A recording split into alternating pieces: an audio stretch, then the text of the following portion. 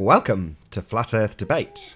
I'm your host, Nathan Oakley, and if you are new to this channel, or you have not done so already, be sure to subscribe and hit the bell notification icon to keep up to date with the Flat Earth Debate. If you would like to support this channel, there is a super chat that runs alongside each of these shows while they're live, and a link in the info box once the video has rendered. But most importantly, if you would like to join the discussion, simply mute the page you are currently watching, then click the link in the info box to join the panel and express your views on the shape of the Earth. There are a couple of rules in the Hangout. Number one, please don't swear. If you do, you'll be ejected, and if you are, please try not to rejoin the show using sock accounts. You'll be warmly welcome back on the next stream. Please also share the show, as sharing the show increases the live audience, and this in turn increases the chances of a more diverse panel. So please share the show. And one last time, if you are new to the channel or you have not done so already, be sure to subscribe and hit the bell notification icon to keep up to date with the Flat Earth Debate. Now we are joined by Anthony Riley. How are you doing, Anthony? Can you hear us?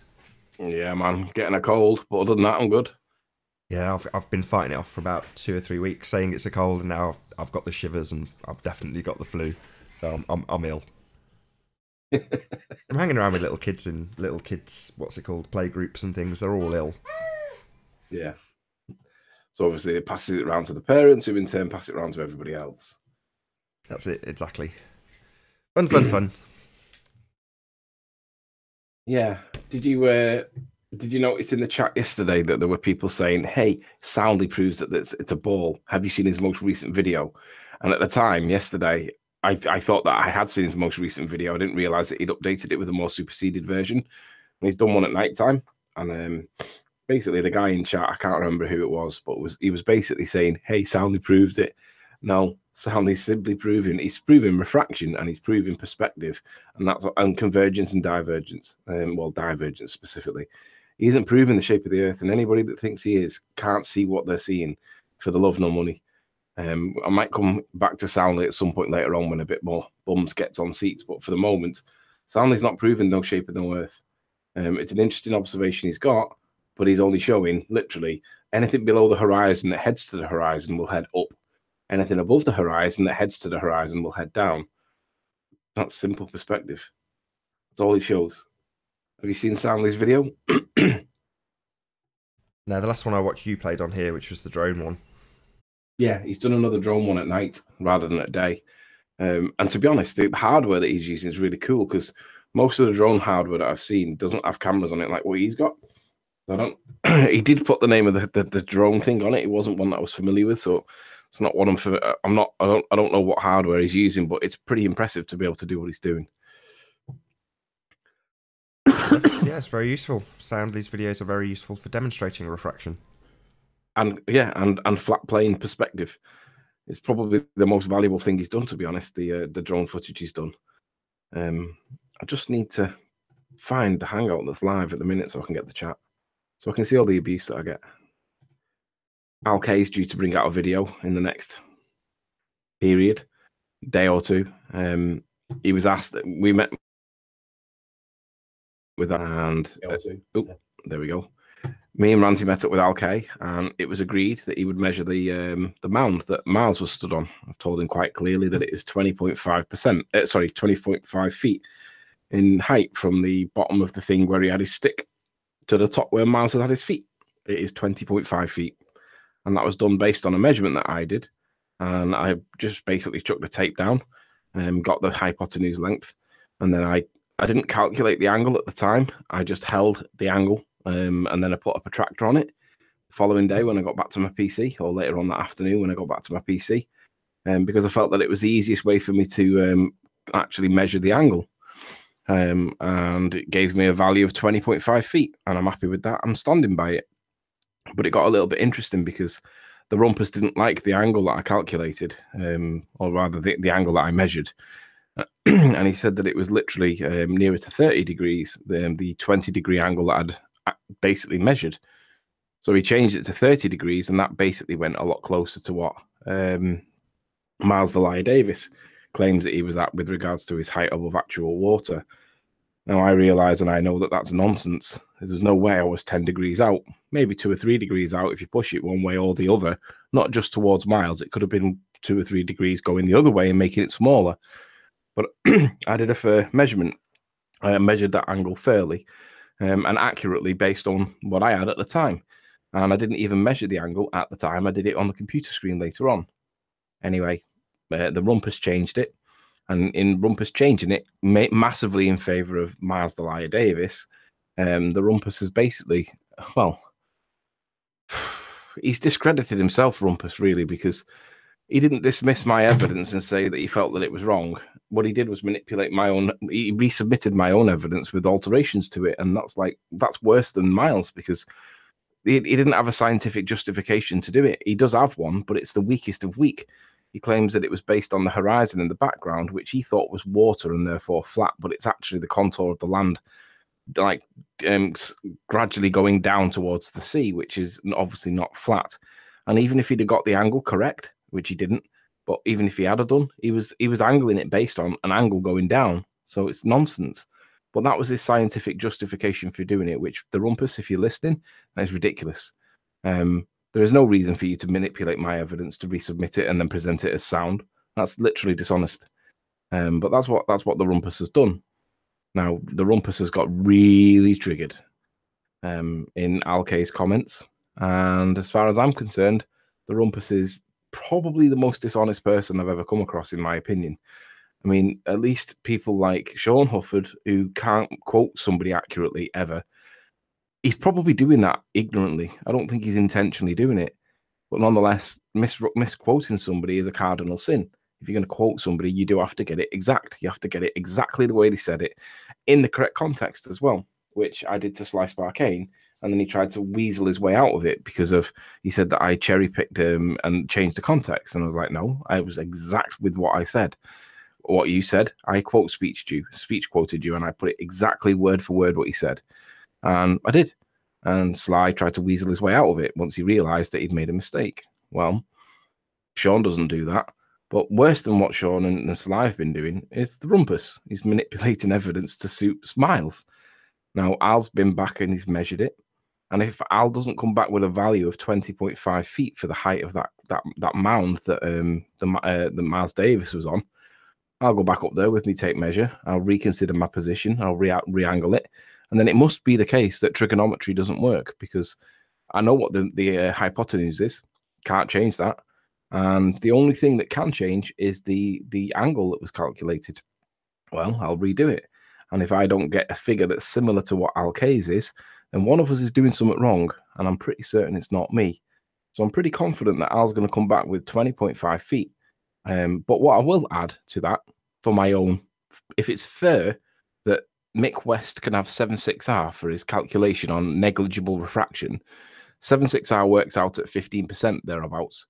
I'm going to claim 15% for a negligible adjustment, just in case it's not bang on the same value that Al gets. And 15% of 20.5 feet is 3 feet. So anything below 23.5 feet is basically accurate, if we're going to apply negligible as per Mick West and his Bendy Light nonsense. So anything below 23.5, I'm accurate, rumpus. And that proves that you've been dishonest, because you've changed it, because you're a dishonest fool.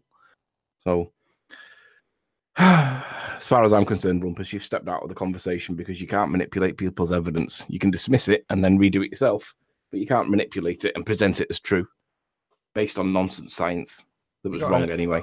Have you got an analogy? Have I got an analogy for what? Manipulating someone else's evidence. Have you got one? No, I'm really ill. Let me have a think about manipulating somebody else's evidence. Well, put it this way: if it were a court case, right, and the police had manipulated evidence against the perpetrator for, let's say it was a burglary, right, and let's say that the evidence was supporting the burglar. Let's say the burglar had an alibi, and the alibi was that he wasn't even in the country at the time, and the police got a signed affidavit for a signed witness statement from the alibi saying he was in Spain with me. And then the cop went in and changed it and changed the witness statement completely and forged the signature and passed it off as legit to the court. What do you think would happen to that police officer if it turned out that the police officer had manipulated the evidence? One rumpus, that's exactly what you've done. You've manipulated evidence to make it sound like Miles Delia Davis was credible. And I measured that, and I stand by my measurement. it was measured at 20.5 feet. Maybe half a foot or maybe 2 feet either way, because there will be a discrepancy over the angle. But the angle wasn't 10 degrees out. Might have been 2, maybe 3. Isn't it interesting how they are absolutely insistent on you getting straight lines to make this trig calculation, yet when we look at the targets, they apply arc calculations. And they're rough, and they're not quite perfect. Things aren't quite where they're supposed to be, but we can still calculate them with an arc calculation. We can work out where this mirage is. Isn't it funny? I mean, to me, that's the most telling part of this. The fact that, you know, these mirages, which apparently, according to them, are very uncommon, are common enough that they know the exact maths on them. Slightly looming non-standard refraction hyena asks, what are your thoughts on Soundly's drone footage video?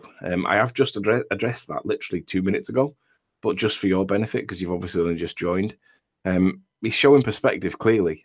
Anything that heads towards the horizon that is below the horizon will head up. Anything that heads towards the horizon that is above the horizon will head down. The bridge that you're looking at heads towards the horizon and at some point goes above the horizon to be then brought back down again because of the rules of perspective. He's showing perspective. And you know it's perspective and nothing else, because if it was the case that we were seeing the curvature of the Earth, then you would be able to get other observations that would corroborate that. Now, remember that Soundly's observations are only done over 16 miles. That's the Pontchartrain Basin's width, 16 miles. So if we're seeing the curvature of the Earth the way that he presents it in his videos at 16 miles, then you should see that same level of curvature in all of the videos where that 16 miles is exceeded, because it shows it the size of something that like a basketball. Now, if that really is the case, then everything that goes beyond 16 miles should be consistent with it. Now, the Lake Balaton experiment that FE Core are doing at the moment not only destroys Soundly, but it destroys this nonsense that's on the Metabunk refraction calculator. So if you're paying attention to what FEC are doing at the moment, you'll see that coming out in the next week or two. But they've done Balaton with a with a laser, and it basically puts everything to bed as far as we're concerned. You've got to argue that the laser is being subjected to refraction, and if you can actually show evidence where the refraction coefficient is that minuscule over a frozen lake where the temperature of the air above it and the lake itself is pretty much the same, be my guest. But the reality is they show that over a massive, a distance bigger than Soundly's, there is no curvature whatsoever. None. It's flat as a pancake. That frozen lake is flat. Now, I've done it myself. I've done it with Blackpool Tower from Hoy Lake at 30 miles and seen the whole thing. I know you guys ignore the evidence that's there and argue that we're not seeing any more of Blackpool, Slice Barcane. But we are. We're seeing the roller coaster at 235 feet. We're seeing the mirror ball at 40 feet on the roadside. We're seeing the lights that are on the central pier stanchions that sit at 100 feet. We're seeing down to 100 feet, which is coincidentally the same distance that we're seeing down to with the Isle of Man observation, where we don't see Ramsey, which is below 100 feet, but we see everything else up to 100 feet. And that's also at 30 miles by coincidence. So if Soundly really is showing the curvature of the Earth, we would see that consistently everywhere with everybody. And of course, all he's showing is a bridge that starts off below the horizon, but heads up to the horizon. And at some point, the bridge gets above the horizon, but then gets brought back down to the horizon. And that's exactly what the rules of perspective do. Any plane that you see going towards the horizon always heads down. And you know that that plane's flying horizontal. It's flying parallel to the surface of the Earth, whether it be a ball or flat. But from our perspective, we see it heading down. Well, you can see that yourself. You also see it with boats. As boats go up to the horizon, they all go up to the horizon. So fundamentally, his bridge that goes up to the horizon, but at some point passes above the horizon, it then gets brought back down. Logic and reason. What do you think that's going to be? Logic and reason is going to tell you that you're seeing perspective, and only perspective. There is nothing in there to suggest that we're seeing curvature. There is an element of obstruction on the horizon that appears to present buildings that make them look like they've got bigger. But actually, that same obstruction is what we see in the Isle of Man footage, which is what blocks out Ramsey. And I asked Sly Sparkane, would Sly explain to me what is the current science for what we're seeing? And Sly came back with, quote, Sean Hufford, quote, it's an obstruction on the horizon that appears to the observer as obstruction, but is actually an inverted mirage. And I agree with him. That's exactly what we're looking at. It's an inverted mirage of what we see. And that's the same obstruction that we see at Soundly's over 18 miles. And it does obstruct the observer's view. But the claim is that it's curvature. No, it's not curvature. It's only curvature if you want to believe it's curvature, and I won't stop you from believing it. If you think and believe that that's curvature, then you believe that's curvature. But we see that same effect in the Isle of Man, and it's what's stopping you from seeing the underside of the floaty land, and it's what's obstructing Ramsey completely. And to quote Sly's words, it's an inverted mirage that appears to the observer as an obstruction. Well, we see the same thing in Soundleys. But remember, Soundleys is only done over 16 miles, whereas mine was done over 30, and Lake Balaton is done over something like, I don't know exactly what figure they've got it to, but I think it's about 37. It's flat as a pancake. So Soundley, yeah, if you want to believe that that's curvature you're looking at, fine. If you want to believe that it's actually simply perspective because the bridge is heading down to the horizon once it's gone over the point of the horizon, it has to head down to it, creates the perception of curvature, and that's all it is. Anyway, Nick's got no L, and slightly looming non-standard refraction hyena. I hope that I've answered your question comprehensively. You've become a bit of a tick, I think you guys call them, on the cow that annoys the cow. Started off being okay, but now you've got your feet under the table, you're becoming a tick. It's flat as a pancake at Isle of Man only. No, it's flat as a pancake over Lake Pontchartrain as well. Yeah, just waiting for you. Sorry. I was going to say, in terms of things like adjusting a few angles when you're measuring a hill, that is the tip of the iceberg as far as I'm concerned. The entire thing is a deception. So for people to know the intricate details of that deception and be able to argue that a flat plane observation is actually on a curved Earth because of maths is disingenuous to the point of thinking you have to understand this. You have to understand what's going on in order to wrap your head around it in such a way. And I don't think it's delusion either. You know, you have to recognise what you're actually looking at first before you can start to co-opt that into making others believe that it's curvature that you're looking at. So I really do think that the entire thing is riddled with deception, and you know, them changing an angle on a measurement of a hill is literally just the tip of the iceberg. Do you remember which? I'm just looking at the rig. The rig is in Australia, isn't he? If I remember correctly. Yes, it's got V8. Yeah, that's right. That's the guy. Yeah, Commodore. I think he's got from memory. I think he's got a Commodore something or a Holden something or other. But yeah, do you remember which video it was that Jeren did? And it was one of the longest roads in the world, and it just so happened to be in Southeast Australia. And I think it was something like 100 and something miles, and there was like something like a 20-foot variance from one end to the other. Now, if it was supposed to be following the curvature of the Earth, I mean, you can do the maths on it yourself, but it was supposed to be following the curve of the Earth, and it was flat. I'm going to find it for the rig, and then you can watch it, and then you can tell me where he's gone wrong. Because, I mean, fundamentally, the rig, if the road's flat and it doesn't change elevation at all at any point, yeah, you know the road. So how is it, if it's curved where you live, then the rig, why is it that that road seems to be extremely flat? And then when you add that to Kansas being flat as a pancake, quote, and then other 4 or 5 states thereafter that claim to be flatter than Kansas, that's kind of negating a whole lot of curvature. And then you remind yourself of the abyssal plains, which is the bottom of the oceans, for those that aren't sure, and the abyssal plains are all flat. There is no curvature. So when you add all those non-curvature bits up, that's a whole lot of the Earth that's missing a whole lot of curvature that's got to be caught back up again at some point. I'd like to know where all that's going. Nick, you also pointed out the maths wrong. From memory, you said it was 0.13. So you got it wrong too. We had a good laugh at that. While you were telling Anthony that he was an idiot, you'd also got the maths incorrect. Funny stuff. Yeah, can I just clarify that? Nick's laughing at me at the moment in chat because he thinks that I got the maths wrong. And he corrected me because I did get the maths wrong. I said it was I think I said it was 0.15 and it should have been 0.25 or something of that kilter. And Nick corrected me with 0.13 instead of 0.15, but really it was 0.23, not 0.13. So Nick's laughing at me for getting simple arithmetic wrong. Fair play. I got the arithmetic wrong. I was out by 10.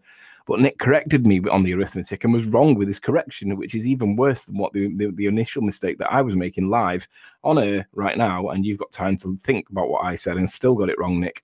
So yeah, you can laugh at me if you want, but him calling you a moron while he's got the maths up on screen published. And you're right, you know, there is more pressure on you to do it while you're in debate with somebody live, and there's absolutely no pressure on him to get the calculation right. He could probably pull a calculator across. Yeah, he did it like you in his head and got it wrong. Yeah, and corrected me with it getting wrong. Nick won't go on the panel because he knows how trolls operate. Yeah, that's right. They stay in. Yeah, we point out the idiotic things that people like you do, Nick. That's what we do. We insult you with your own mistakes, which is hysterical. Should we get it on screen and show people what actually happened? Yeah, why not? Let's really humiliate Nick because he's saying he won't come on the panel because we're trolls. Well, no, Nick, you were pointing out Anthony's ignorance whilst demonstrating your own. Yeah, let's see if we can find that. Nick, do you remember when it was? Probably two. I would give up rather than searching for it live and having loads of dead air. But I'm going to have a look through. Oh, listen. I'm going to have a look through and see if we can find it, because I remember when I had the camera, the calculator on screen. Can't remember what the point was, but I'll find it. It's only a couple of days ago. Did you see the that video that what's his face shared? Jamie Brown. Yes, Jamie Brown, Dubai. I tell you what, will you present that? Oh, you can't really present it, can you? No, if you can present it, that would be better. Okay. Jamie Brown shared a video yesterday, and it's 200 kilometers worth of basically non-curve. So we've got the rig saying that it's curved round where he lives. And I showed that there were reported 5 states in America that claim to be as flat as a pancake. Not curved like a minstrel, flat as a pancake. And Jamie Brown, can you see my screen? Am I sharing it? You're on, yeah. So let's get Jamie Brown up. In fact, it should actually be in history. He showed a video from, I'll butcher the names if Dubai was one of them. Here we go. So flat Earth, 200 kilometers, Iran to Abu Dhabi, right? Iran to the United Arab Emirates is 200 kilometers. That's what? So 100 is 62. So 124 miles of flat plane. And what he's doing is he's showing what hardware he's got. So I think it looks like he's got a 600 millimeter lens with a lens extender on it. But basically, it doesn't really make that much difference. You really want to see this. 200 kilometers, so 124 miles, and the curve on it. I mean, you can do the maths, but I mean, think about it in the context of Soundly. For those of you that think Soundly may have shown the curvature of the Earth, fine. Well, if this is the curvature of the Earth that we're seeing with Soundly, how's this one explained? Now he starts off zooming in from a distance, and you can see that there's nothing there, but now we're beginning to see a couple of things.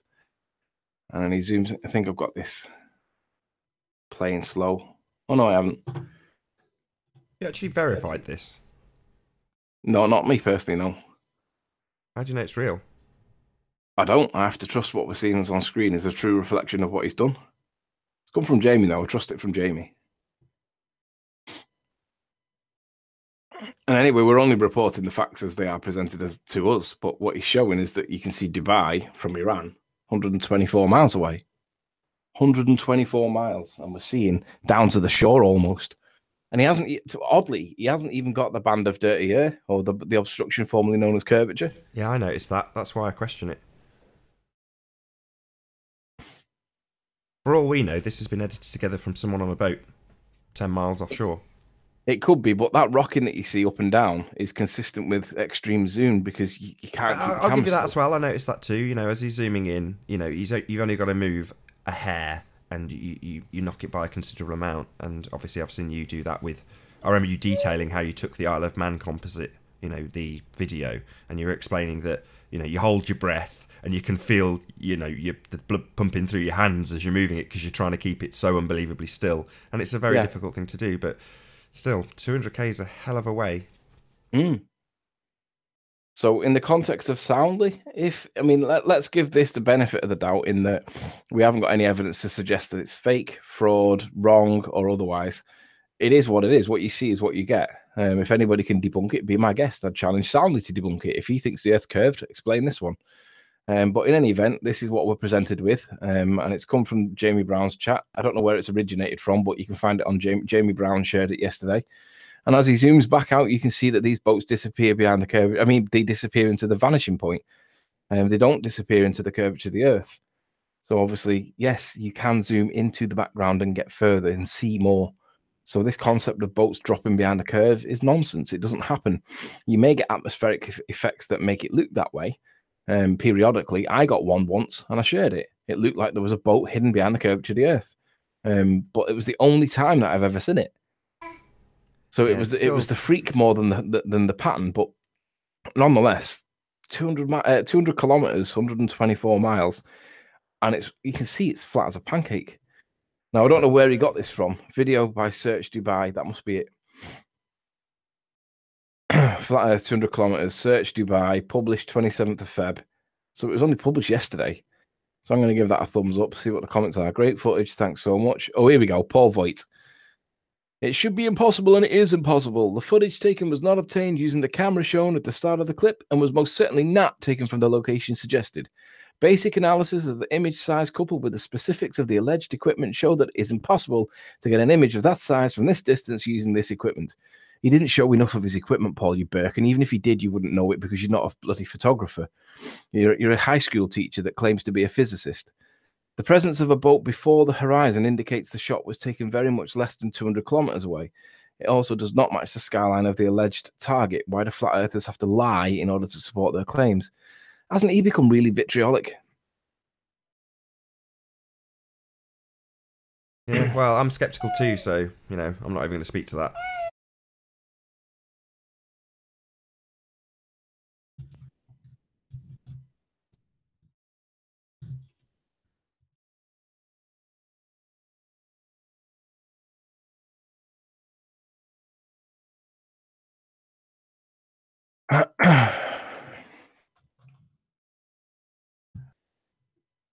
I'm not skeptical. I take it with a pinch of salt to start with. But if he can get it, there'll be other people that can get it as well. So time. Oh, Chris MCM. Total bollocks. Bandar Abbas is 352 kilometers away, and there is no way that there is 200 kilometers, let alone 352. Where did you really take this from? The airstrip? Stripe?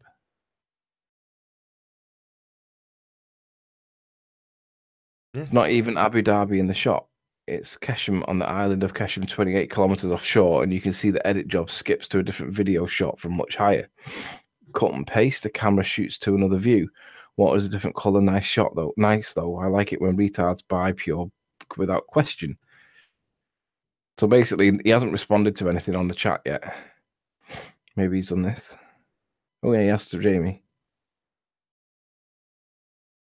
It's confirmed as Keshem, which is only about 28 kilometers away from the supposed location. And yeah, that hack edit job made it very apparent when it skips to another video from a different elevation.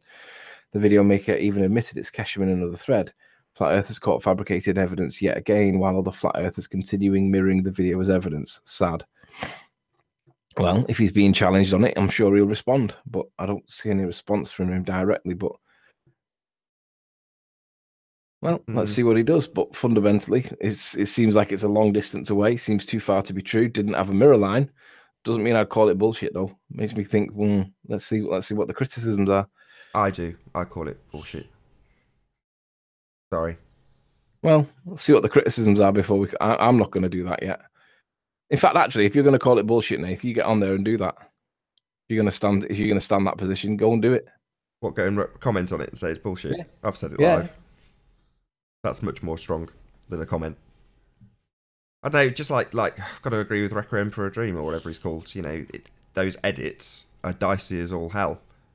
And considering the level of criticism that's been put your way for, I know you have done this, but for example, not turning the camera and showing your location and then doing a pan so you can confirm that that is the location. What he's got in place of that is a rather dicey edit. Well, let's see. Goes to like a telescope view with a circle around it, and it's like, nah, if that was my footage of something at 200k, you'd be damn sure I'd keep it raw. But I think what he was showing, correct me if I'm wrong, but isn't he showing that the view that his camera that he's recording on right now, obviously he's not recording on the big camera, he's recording on a phone that's next to the big camera. Is he not showing that the phone that he's recording on the big camera goes into the viewfinder, and he's showing it from the phone's perspective, looking down the lens of the big camera? That was how I interpreted it. Maybe, but again, to me, it looked like it wasn't as far as was claimed, and I'm not saying that these people who are criticising him are correct, but when someone says, well, he's admitted it's the wrong location in a different thread, you think, not that I'm going to just take their word for it either, but that's a little bit, I'd be interested to find out if he has already said, yes, I've got the location wrong. Yeah, I was going to say I wouldn't trust a word of that particular baller saying that he's already admitted it somewhere, because he's probably done what Sean does and and changed what he actually did say into something that he didn't say. Maybe. I'm not going to, like I say, I'm not going to take his word for it either. But by the same token, I can put the logical steps together based on some of those things that they've said. I know that's the point of them making those sorts of comments, and I'm not going to assume they're correct. I'll say that again. But those were the thoughts that went through my mind as well. So yeah, they might just have the similar thoughts to me when you're looking at it and assessing it, and then just made up a load of crap to discredit it. See, I think that cut there I think he's got his phone up against the eyepiece. And that's what you're seeing through the eyepiece on his phone. That's my interpretation of what we're looking at. Might be wrong, but that's how I see it. I think what he's trying to show you, and then this is the actual footage. Sure, but wouldn't you just angle your camera phone up? Yeah, but Miles Davis, wouldn't you expect Miles Davis to show the actual water when he was claiming that it was above actual water and he didn't do it? Yeah, and I'm making the same exact point here. Well, the point I'm making is that when you're actually doing it at the time, you don't get all the T's and crossed and all the I's dotted. Maybe you just didn't think about it at the time. Maybe. Anyway, I mean, you're pro, I'm skeptical. That's just the way life is, I'm sure more details will follow on this. I'm not necessarily pro. I said take it with a pinch of salt was the phrase I used to see what the criticisms were. However, in the context of Soundly, there's enough confusion with Soundly's work in any event. And this guy's never done any work before that I've seen, so he's an unknown to me. But in any event, I'm sure it'll come out in the wash. If this is all nonsense, it'll come out in the wash. If it's not nonsense, then he stands his ground, takes the picture again, does a better job of it, and tries to show these mistakes were innocent mistakes and whatever, blah, blah, blah. I mean, we'll get to know about it, but it's interesting, whatever it is, it's interesting. Yeah, I mean, I don't think it's fake. Obviously, we've got an image of something filmed on good equipment. That much is clear. But the claims about what it is and where it is... I haven't seen any transitions that were suspicious, to be honest. In this bit, no, I agree. The most compelling bit is when he zooms back out. But, like I say, without verifying it, it's a different story with your footage. You've taken it yourself. I've been there and seen where the location is and how far it is, and, we've looked at it in great detail, whereas... This is kind of a bit like the guy from Landudno, who obviously we've never spoken to. We don't know. We do know what equipment he's got, but we don't know, any of the details of how he came to take that picture, other than what it says in a little article. Well, yeah, but equally, it's as bad as Pontchartrain. None of us have been to Pontchartrain, and no one's been there since. He's the only warrior that's over there doing it. So it's like, well, should we not treat Pontchartrain with the same level of suspicion? No, absolutely, and we do. I'm just saying my sort of skepticism of all evidence is kind of the same, and this would fall into the same category as Soundly. Why would I accept it immediately? Right, well, up to this point in this video, there's not been any transitions that I've thought were suspicious at all. Nothing. And I think this next part is the repetition of the first part. I think he's already played this part. So I might be wrong, but it looks like... No, it is, you're right. Because obviously he's showing he's got a 600mm lens, and I think he's showing that he's got a range extender on it. Oh, I'm not sure what he's showing here. He's showing a Tamron something teleconverter. I think he's showing that he's got a range extender on it. Unless that's all one lens, and that's the brand, he's showing the brand. Maybe someone in the chat can let us know. I know Daylight Ohio's in there. Maybe he's got a better idea about what this sort of equipment is. If you could just let us know from the chat if you do know what this stuff is, brilliant. Because we don't. I don't. Anthony doesn't. Daylight Ohio says it looks fake. Well, I don't agree. I've not seen any evidence to suggest that it looks fake. I've not seen any dodgy transitions. This is obviously the camera. This is the camera, not his phone, because the the aspect ratio, right? And this looks like it's his phone looking through the eyepiece because it looks like he's holding it. But it's all open to the interpretation. But I'm sure it'll all come out in the wash in time. And then this looks but this again looks like repetition, but it looks like it's the camera itself. But in any event, on face value, what's it say in the description? Someone said it's certainly worth having a look at, in the exact same vein as it's worth having a look at that guy's picture from Llandudno. But that's why that image ended up getting one show, because we can't verify any of it. So it's an interesting talking point. You can look at it, you can do your own maths on it and do your own extrapolations, but from there on outwards, that's it. And the same applies to this. It's an interesting observation, unless the guy comes forward and starts discussing it on the show or something similar. It's one of those, you can only take it at face value and then move on. The video maker has already admitted it's fake. Oops, it's only a 28-kilometer observation and it's not even Abu Dhabi. See, it's comments like this that make people think that he's admitted it's fake, but where's the evidence to say that he's admitted it's fake? Saying that he's admitted it's fake doesn't mean he has. So for me, it's like, take it, like I said, take it with a pinch of salt, but this is the claim, 200 kilometers from Iran to Abu Dhabi. If it turns out to be somewhere else, I'm sure it'll come out and we'll get to know that it was faked. But that's what the ballers are there for, to see if they can fix it and correct it and make it accurate or whatever. But the minute I see Paul Voigt on there, I just think, yeah, derp. Anyway, so that's that one done. Is there anything else, or shall I go back to the sunset? You can go back to your sunset. Beautiful. And the guy from yesterday, we had an interesting conversation with a guy who claimed to be an astrophotographer. He didn't know the name of his telescope. He didn't know what brand of lens he had in it. And then me and Nathan were laughing at him, thinking that he was a liar. And then he pops his camera on and shows that he had a load of telescope equipment. And we were like, wow.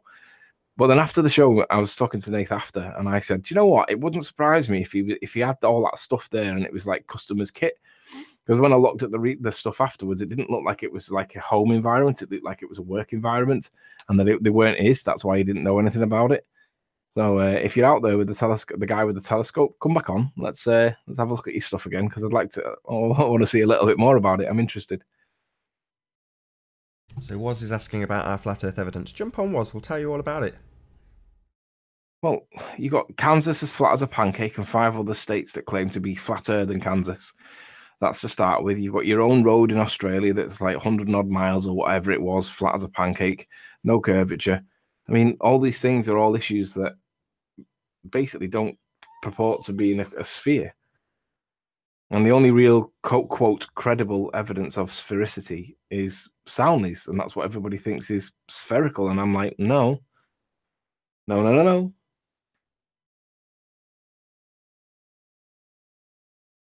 T-Bone, nobody go on. The show is dying.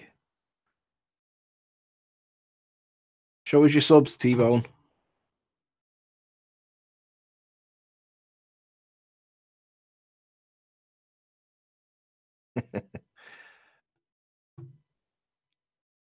I asked that guy a few weeks ago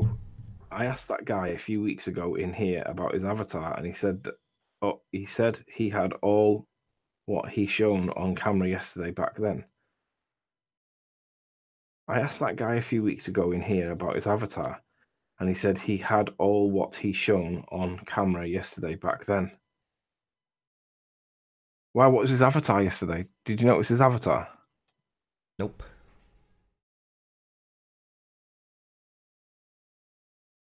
I don't think he had one. Alex Quaint, I would go on, but Nathan would make him cry.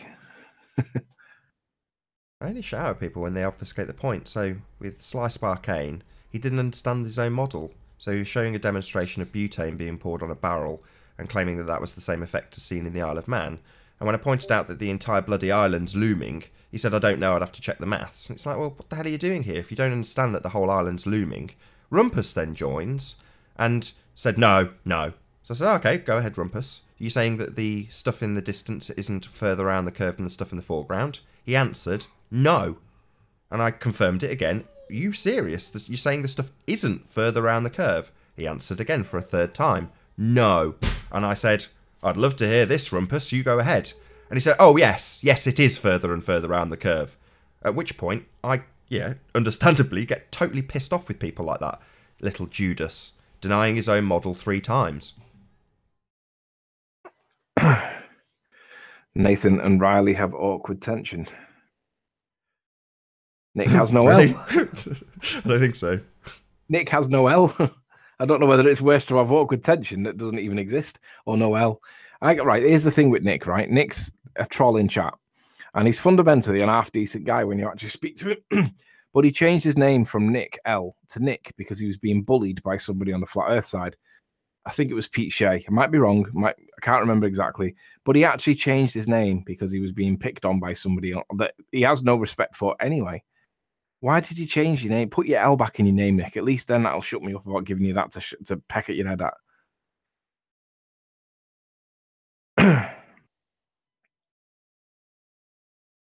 Sorry, Sleeping Warrior, but you won't get the conversation you want with Nathan bullying anyone who comes on. Well, Darkstar, you see, here's the thing. When the ballers come on, right, the whole point of the show is to discuss the debate of debate the shape of the Earth. And the ballers are the ones that tell us what the science is. They tell us that we live on a spinning ball. Now, the thing is, Nathan's been around long enough, and he knows all the stories, and he knows the issues that are contentious, and he knows the issues that are strong, and indeed the issues that are weak.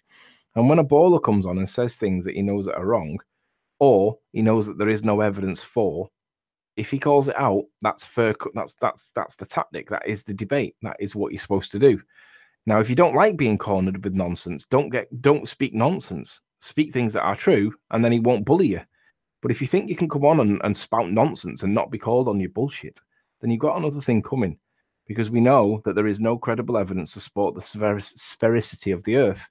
That's the whole point of the show. So if you think you have got evidence of it, bring it. Let's have a look at it, and we'll laugh at it. Because none of it's credible. But if you think you can come on and present it as truth and be unopposed and not have anybody challenge you, you're in the wrong place. Go and do that in Earth Discussions 2.0. You'll be able to get an unrestricted microphone in there because nobody goes there and nobody listens, and it doesn't really matter what you're saying there. But if you want to have a debate about what you think is the shape of the Earth, and you either have rubbishy evidence or no evidence, then you're in the wrong place if you think that you're not going to get picked on when you make an assertion like the Earth spins. Because we all know that there's no credible evidence of the Earth spinning. So if you don't like that, leave. It's correct. Whole point. Sorry, I was just going to say I've forgotten who it was now. Somebody said, oh, the evidence will just be ignored. I think it might have been Alex. Something along those lines. Maybe not. If it isn't you, Alex, I'm sorry. But, we're in a position where we have someone like Sly who's making a demonstration, quote, providing evidence, and what he's providing is disingenuous. It doesn't match what actually happens in your model, the ball model that is, in terms of what is actually represented in the photography of the Isle of Man. And when I pointed that out to him, he obfuscated my point and then was backed up by Rumpus, who completely disagreed with his own model. In other words, he backed up Sly, who said, no, that's not the case. I'll have to check the maths. No, I don't think you don't have a line of sight to the stuff at the top. And this is a misapprehension that many people seem to have. Yeah, I was chatting with Ranty yesterday and I had to break it down for him because he was saying, look, well, obviously we've got a direct line of sight with the top of Snaefell, even in the globe model, because it's there. There's no refraction blocking the view. It's well above the curvature. Why wouldn't we have a direct line of sight? And I had to break it down for him and say, it's further round the curve. And being further round the curve and representing itself like it does, as though it's on a flat plane, and let's make no mistake, it does represent itself, this image, as though it's on a flat plane. Even if you believe you're on a ball, we can take straight lines of sight to the observation of the Isle of Man. So even if you don't like it, what we see is a representation of a flat plane, hence we can measure it with straight lines and simple trig. But when we get to the details of the fact that Snaefell Mountain is indeed looming, as was conceded by the Rumpus after he denied it 3 times, we're in a position where the evidence that we are told we ignore can be entirely dismissed. Not ignored, dismissed, based on the fact that it doesn't match the observation. And he didn't even understand this. Sly, who's clearly ignorant, didn't get it. He thinks it's fine to just try and represent the stuff in the near foreground being blocked by curvature and nothing else. Everything else is where he thinks it should be. Wrong. None of it's where it should be. The entire bloody island's a mirage. The entire bloody island's looming. The entire island is a hologram. And if you want to dice words with me and say it's not a hologram, it is a hologram. It's a 3D representation made up of light. So it's not actually what you can see, it's a hologram. Now, if you don't like that because it's presented as a 2D picture of that hologram, tough. It's a hologram. When you look through the eyepiece or with your own eyes at that thing, it's a light representation of something that is not physically there. Therefore, a hologram. You don't have to like it. You can call it a mirage if you don't like it. Or like the rumpus, you can call it looming. But what these words all mean is the same. They all mean the same thing. They all mean none of it is where you think it is. You can't take a straight line measurement to the top of Snaefell if you believe you're on a globe, even though that's what surveyors would do. You have to make up this whole nonsensical art calculation to calculate for things that simply are not there. They aren't where you think they are. The stuff at the bottom is totally different place to the stuff at the top because it goes further and further and further around the curve. Ignoring the fact that everybody on the Isle of Man has had all of their buildings built by surveyors, and none of them have applied any of this crap to their building processes. The Isle of Man itself is flat. It would survey flat like everywhere else surveys flat, but we're supposed to assume that when viewed from St. Bees, suddenly it's arcing its way around a curve and necessitating looming, so that the entire island is up above the horizon, meeting your eye line in perfect symmetry to the point where you can apply arc calculations to it. So you guys are doing maths on holograms. We're saying it's in a straight line. The view from this point to that point is a straight line. The view from this point to that point is a straight line. None of it ever can be used by the globers. The first level of maths is a total fail immediately because we have different targets at different distances, necessitating the entire island to be affected by refraction, regardless of whether or not it's obscured by the curve, including Snaefell. Hence, you've got Tricky Dicky Rumpus saying, oh, well, yes, it's very near to a straight line, but we still apply an arc calculation to it. It's like, why? Because it isn't really where it's supposed to be. That's why. It's supposed to be further around the bloody curve. It doesn't matter how much you say it's near to being a straight line. As soon as he measures anything with a straight line on the vertical, he will prove a flat earth. Because that's what we do in our model, to prove a flat earth. So we have plenty of evidence. We don't ignore anything. People like Sly just present crap. Total crap that doesn't represent their model in any way, shape or form. And when we point it out to them, we get classed as being bullies. It's nonsense. Anyway, share my screen, mate.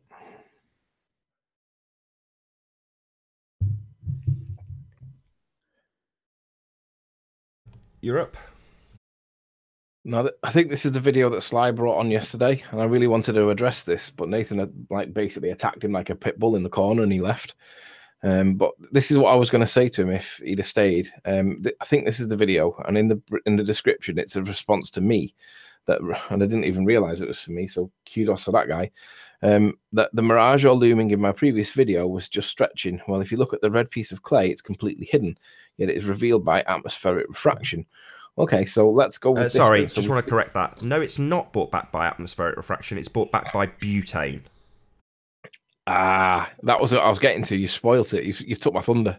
Oh, I'm really sorry. It's okay. What I was going to show was that when he starts pouring this liquid butane on, which he should do any second.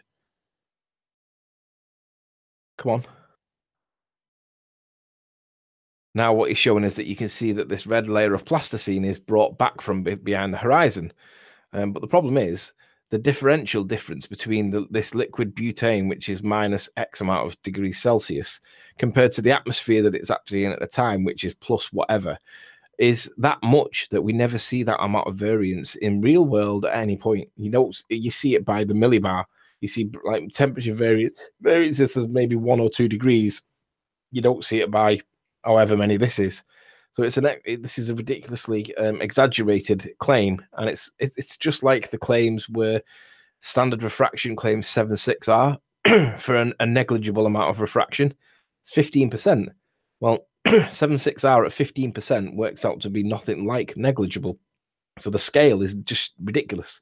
It's never going But to be also, negligible either. Sorry to doesn't. steal your thunder again, but basically, if you're applying an arc calculation and you're bringing stuff back up from further and further around the curve, the differential in terms of how much refraction you have to apply is going to increase exponentially in the same way the curve increases exponentially. So you're never going to have a minor amount of refraction applied, ever. You only get a minor amount of refraction applied if you do it on a flat plane, like the image presents. If you say how much refraction is in the image of the Isle of Man and look at it and compare it to how much other pixels that aren't suffering refraction, it is negligible. And just for disinformation sniper that's asking me 101 questions in chat, go and get 20 subs and I'll come back to you with some answers. But for the minute, you're just trolling. But the point is, there's a differential between the temperature variation here that's disproportionate in the atmosphere. You don't see that level of fluctuation in the atmosphere. You see like pressure variance of like plus or minus a few millibars. You see temperature changes a couple of degrees when you're looking over. And if it drops significantly, you can't even see the stuff because it condenses the atmosphere, it condenses the vapor in the atmosphere and makes fog, mist. So none of this is actually relevant yet. Sly claims that it was supporting the idea. I can't remember what his point was at the time. Oh, I think he was on about refraction bringing things back from behind the curve. Well, if you actually look what actually happens, he doesn't actually bring it back. What he does is, I'll slow it down to the slowest I can get it. When he starts pouring it, look what actually happens.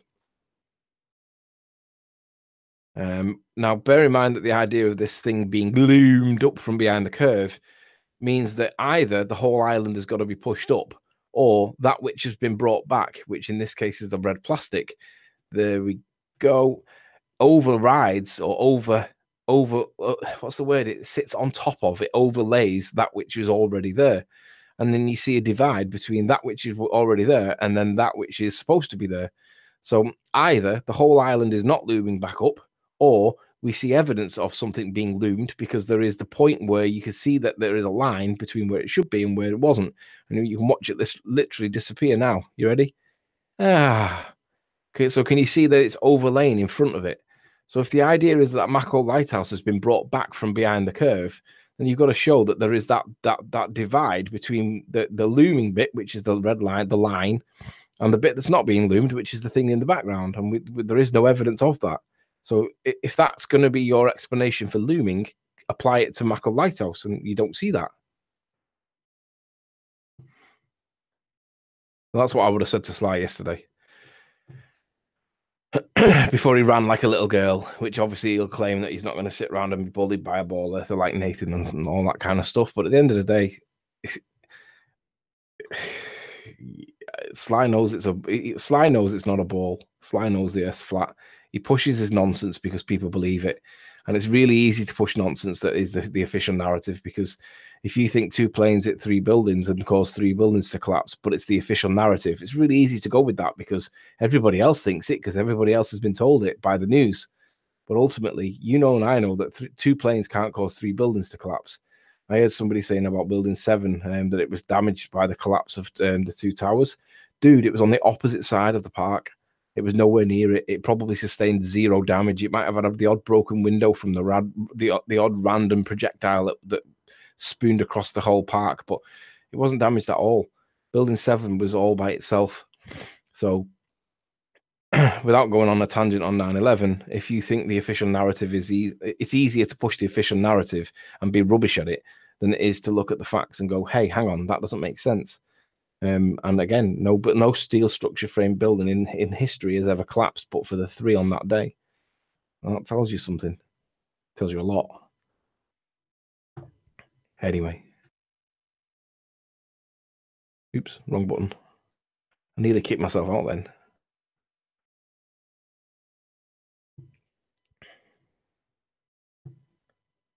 I don't think Sly ran away. I think he was just going to actually figure out how his model works because he was ignorant. No, I think you bullied him into submission. Honestly, I think he ran with his tail between his legs because, well, not between his. I think he left because he was being attacked. But you know, I wasn't attacking Sly in the slightest. I said to him, "Do you accept that the entire island is looming?" And he didn't accept it. So I explained it to him and then asked him if he accepted it, and he still didn't accept it and said he'd have to go away and look at the maths. Then Rumpus interrupted. At that point, I hadn't even raised my voice. And Rumpus said, no, it's not all going around the curve. denied it 3 times, Judas Rumpus. Then I got angry with Rumpus for denying his own model 3 times, and then confirming exactly the point I was making with Sly. That's when Sly left, when he realised he'd been made a complete fool of. Interesting comment there by M. Scott Veach. He says, now that I think about it, it actually makes a ton of sense that 1 bullet could kill 2 people. So I guess, yeah, 2 planes could destroy 3 buildings. Oh well. Yeah, that relies on one of the planes going completely through the first building, popping out the other side, and then carrying on going into the next building, unimpeded, whilst it makes that second building collapse as well. Now, obviously, there were only 2 planes on the day. There wasn't a third plane, and no plane went through the other side of the building. So it doesn't make a whole ton of sense. And if you look at the Pinocchio's nose footage, that shows that there was CGI in play, absolutely. And if you believe that CGI is a real representation of real world, then you're an idiot, or as Nathan would call you, a moron. So which is it, M. Scott Veach? Are you an idiot or a moron? Because no plane went through the building and then hit the other building. And the Pinocchio's nose footage shows that CGI was being used, and it was on the fly, literally done, literally live. So if you believe that, you're a moron.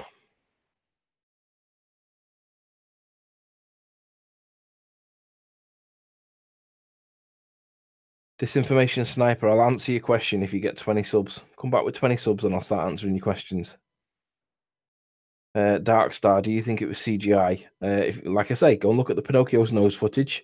That was clearly CGI. Go and look at the footage from and when I say the Pinocchio's nose footage, that's the helicopter footage from somewhere out over water. It was miles away. I think it might have been, I don't know where it was actually, but it was taken from miles away. You can see that it starts zoomed out at the beginning, and it zooms in towards the end. And at the point where it's zoomed in, you see the plane. But if you backwards trace where that plane should be when it's zoomed out, there should be a plane in the image, and there isn't one. So we have approximately 1 hour left on this live stream. Hope you're enjoying the debate from the comment section, admittedly, thus far. If you would like to join the panel, simply mute the page you are currently watching, then click the link in the info box below this video to join the discussion and express your views on the shape of the Earth. If you would like to support this channel, there is a link in the info box below this video once it is rendered, and a super chat that runs alongside the show while it is live. Also, please share the show, as sharing the show increases the chances of a more live audience by, of course, increasing the chances of a more diverse panel by increasing the live audience. So please share the show. And one last time, if you are new to the channel or you have not done so already, be sure to subscribe and hit the bell notification icon to keep up to date with the Flat Earth debate. As I say, there is approximately 1 hour left on this live stream. Nathan? Yes? M. Scott Veach says, the Pinocchio's nose footage, huh? I'm sure it's very truthful. Can I just play that on screen for a minute for a little tangent and just show people the ridiculousness of it? If you say no, it's fine. But I'd like to show people this because M. Scott Veach is trying to pretend that it doesn't even exist. 17-year-old. Can you stop doing that, please, Eleanor? Dog! I'd rather not, if that's okay by you. It's been done. Just look it up. It's a helicopter pilot that's now dead. He died in a light aircraft accident, apparently. Go figure. And you can see that the masking that they were using back then, you can see it. It's blatantly obvious when it's pointed out. If you're not familiar with it, go and research it. Pinocchio's nose, 9/11. It's all over the internet.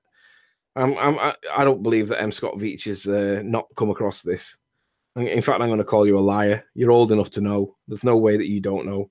M. Scott Veach, you're dishonest. If you're going to claim that the Pinocchio's nose footage in some way didn't exist by the way that you cited your line, then there's only one thing that tells me that you are. Larry Silverstein about Third Tower. We decided to pull it. That's the game over. They were already wired to go. Yep. Larry Silverstein also tripled the insurance cover on the buildings 6 months before they fell.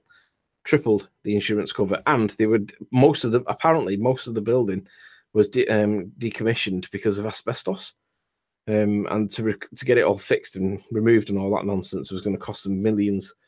Although I don't know how true that is, but it was something that I read and I thought that was interesting. Disinformation Sniper, it doesn't matter how many subs I have on this channel, you're just being a coward. I don't mind answering you, but you have 0 subs. You are a troll account. I'll answer anything that comes up in chat, generally speaking, unless it goes beyond conspiracy realms and goes into the likes of my personal life. It's got nothing to do with the discussion point, but if you want to ask something on topic, be my guest, I'll answer it. but you're just trolling me with a 0 sub account. Why would I give you any time of the day? I'm not going to address you from this point forward. Multi-Tom Tom asks, M. Scott Veach, are you an agent? Of course he is. He has to be. Either that or he's totally indoctrinated. I don't believe he's stupid enough to be indoctrinated. At least he admits it.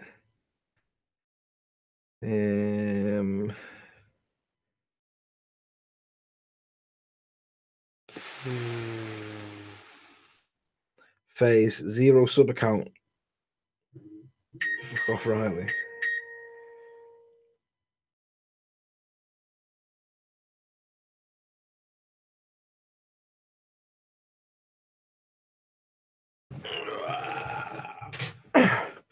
Isn't it funny that like the protesters like over like weeks ago, but they still don't want to come on? It's because they must be scared of you, Nath. I don't know, they've all been on. We've had Rumpus on, we've had Sly on, we've had Lottie on, we've had Cat Earth on.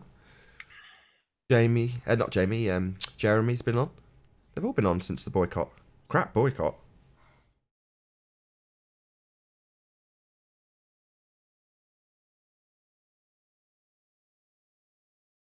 Yeah, they're all very keen to let us know how their refraction works.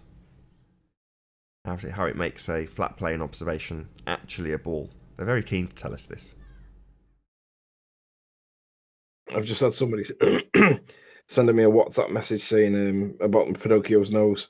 Show it on Nathan's. Also, Building 6 was hollowed out. Nathan doesn't seem to want to discuss 9/11, but I think it's good because it shows how ignorant the globe side is. To be honest, I agree with that. It's not that Nathan doesn't want to discuss it. Yeah, he I'll has the flat Earth debate. If you don't mind. So feel free to go through my multiple 9/11 videos that are on my channel. I think a lot of them are labelled Flat Earth United or Flat Earth United Kingdom, and there's also a Mechanics of the Fourth Wall specifically on that subject. This is a flat earth debate, that's why I'm not so keen to talk about it, that's the only reason. I understand the links between the deception that is being perpetrated by the people who make television and the deception regarding flat earth. And there is a link, but we've discussed it. I just don't want it to go on forever and ever about 9/11, that's all. Hello, my name is Anthony Riley, and I make cringy AF videos of me driving a Range Rover on a beach. From Nick L that has no L.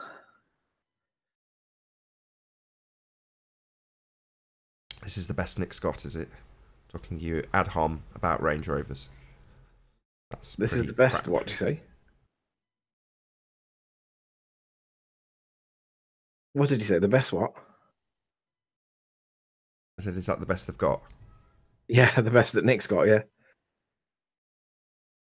Anyway, it wasn't cringy. It was a Knight Rider tribute. What's cringy about Knight Rider? David Hasselhoff's that uncool that he's cool. What are you on about? They love him in Germany. I think everyone loves him secretly. Yeah, I like the car. Yeah. Was it a Trans Am? Yeah. Pontiac Trans Am, wasn't it? 1978. Something like that. Kit. Love it. That Range Rover vid was cringy. How was that an ad hom? Well, it's not. I don't even think it's cringy. It was a tip of the cap to Knight Rider, one of my favourite ever shows from the 80s. I don't see any problem with that. I don't see why it's cringy.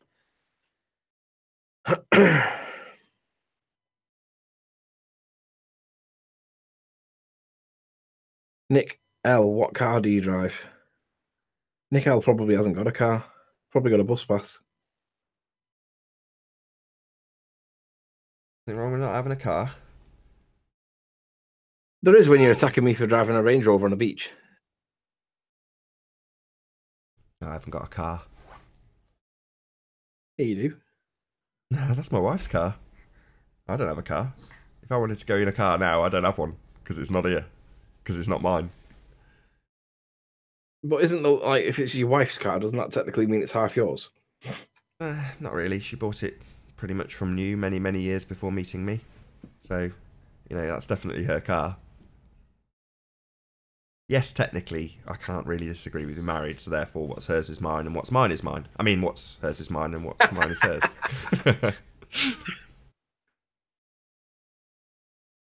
M. Scott Veach does not have a car either, but he does have a driver. Have you got a license, M. Scott Veach? Can you actually drive, though, if push came to shove? I'd be interested to know that. I've met plenty of posh toffs that have drivers and really posh cars on their driveway, and they literally don't even have a license.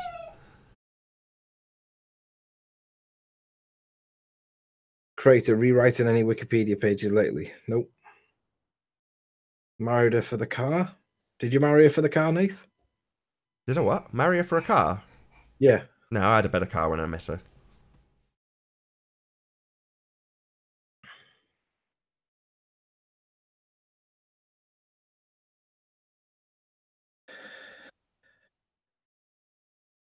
Does anybody marry anybody for a car? Does that actually happen? Yeah. Anna Nicole Smith. She married. Who did Anna Nicole Smith marry? An oil tycoon guy that died. He was about 75 when she met him. Mega millionaire. Although it wasn't for his car, it was for his bank account. But people do marry people for their perceived wealth. Yeah, of course they do. Gold diggers. Yeah, definitely wasn't gold digging, neither was she. We were just very much in love. That's why people get married, or at least that's why I thought people got married. Sniper's now got 20 odd subs. Let me see. He's just subbed to himself 20 times. Fair enough, at least he's gone to the effort.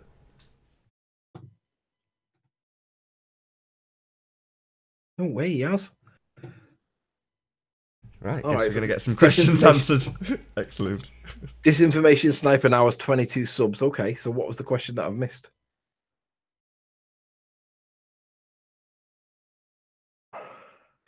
Is it this? I'm a retired firefighter. I'm a retired firefighter. No, I'm a retired fighter pilot. I flew F-15s and my son builds satellites. Would you like me to join the panel? Yes. I have government friends that know the flat Earth is a trolling tactic. Yes, I would like you to join the panel, Disinformation Sniper. Feel free. In fact, the link's in the chat, in the side chat, or in the description box. Come in and let's see some of the pictures of you flying your F-15s.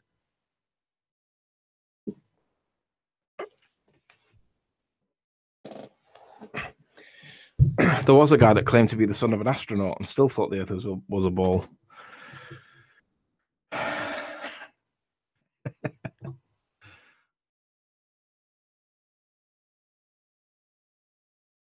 Alex has raised the bar to 40. So I tell you what, Nate, should we just go make ourselves a brew while they all have a chat amongst themselves in chat? I don't mind. I'm sat here watching the show and monitoring it. I'm sat here for literally 50 minutes minimum. We'll literally get make a brew and leave them chatting in chat. Yeah, they're going to try and chat anyway. I know, but like they're all sat there like flinging their comments around and nobody wants to come in and present evidence to support the shape of the Earth. And just so that everybody's aware, Alan B can't join the show. Nathan and Riley are working for the Russians. Do you know what? I've got a lot of sympathy for Putin because a lot of the things that he says make a whole lot of sense. I'm not working for the Russians, but I can see why you think so because I agree with an awful lot of what he says. Shout out to Agent Detective. Thanks for the advert this morning. Much obliged.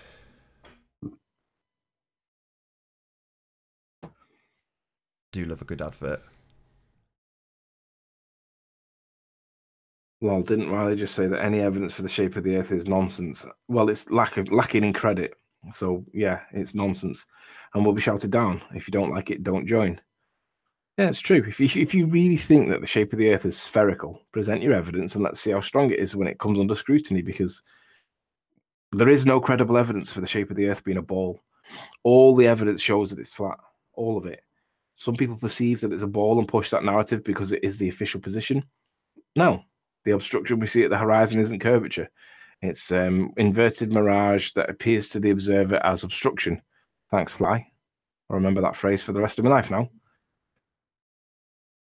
Why can't Alan B come on? Because he disrupts the show. Doesn't really add anything to it. Nathan, Anthony, if you guys are so right about the shape, why not move on to presenting more evidence? Look up the stars, for example. Ross, do you want to come on and tell us what you mean about what the stars prove about the shape of the Earth, given that they're in the sky and they're not on the Earth? Don't really see the connection there. We can't help it if everyone's absolutely obsessed with the Isle of Man footage. You know, we can't help it if these guys keep going back there and getting more observations from different vantage points. We can't help it if these guys come and want to debunk us and claim that refraction is actually bringing things back up from behind the curve of the Earth, where it is actually situated. We can't help any of that. You know, I didn't specifically invite Rumpus and Sly to come on yesterday and try and discredit our evidence, which they did a very poor job of. You know, we didn't ask them specifically. All are welcome. But, you know, if you guys are confident, why are they going back? Why are they coming on the show to tell us all about how we're wrong? You know, that's the situation here. So you guys are saying, why don't you move on? No. I think we'll stay right where we are. We'll shove it right in your faces. It's flat. It measures flat. It photographs flat. It is flat. You guys have to get around that fact with bullshit. And we're going to laugh at it every time it comes up. Every time. That's why nobody wants to join. And the thing is about the that observation that people don't want us to move on from. There are ball earthers that are going back. So Miles Davis, there's 3 instances that that's created a bit of an issue for you ballers. Miles Davis has claimed that he was 40 feet above the water level, and it's calculated to be 31 feet above the water level. And he claims that it matches exactly what you'd expect to see on a sphere when he looks out to the horizon and sees turbines that are being distorted to death. He thinks that distortion is curvature and ignores the fact that it's the distortion caused by some kind of atmospheric effect that is stretching and distorting them to hell and back. He thinks that's curvature, tells people that it's curvature, and is happy to honestly pushes it that it is curvature. And I look at that video and I thought, you spent an hour talking about turbines that are clearly distorted to death and show no representation of the Earth being flat or spherical, because they're distorted to hell and back. And that's one video that he did, but he got his elevation so badly wrong that I had to call him on it. And when I did call him on it, he then did a video claiming that he was being bullied. Well, if he wasn't lying in the first place, then there wouldn't be the accusation that he was lying. And that's not bullying, that's totally fair comment. Anyway, Al K went back and he did an observation of Mackle Lighthouse and Point of Ayre Lighthouse. And he did it at night time, not realizing that his own video didn't conform to the sphericity of the Earth calculator when you account for this so-called standard refraction that's supposed to be behind the curve of the Earth. Now, he hadn't done the maths on it, but I've challenged him to show how this is consistent with a spheroid Earth, because it should be hidden. He shouldn't see it from where he is. It should be that far behind the curve of the Earth. He shouldn't see it. And there was another one, but I'll have to answer this call. So, Nath, fill in for me for a sec. Yeah, no worries.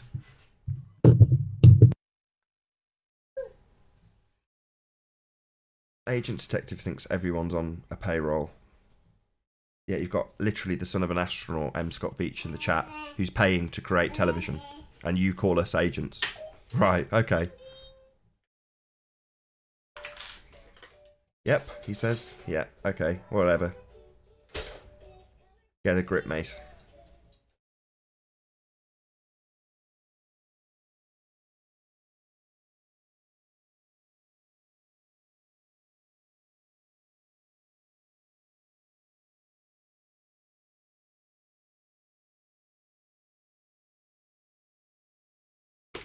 Yeah.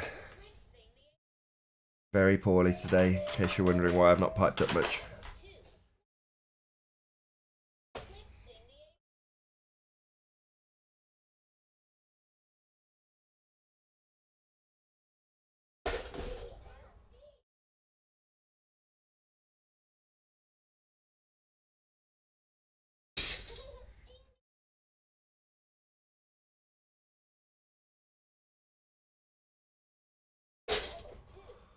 Was, I know you want to talk about intangible objects like the stars. Oh, it's okay. Did you stand on a toy? Yeah, intangible objects. So we're focused on things that we can actually see, taste, smell, touch. Tangible things. Not that that in any way implies that your model actually accurately represents what happens in the heliocentric system, because it doesn't.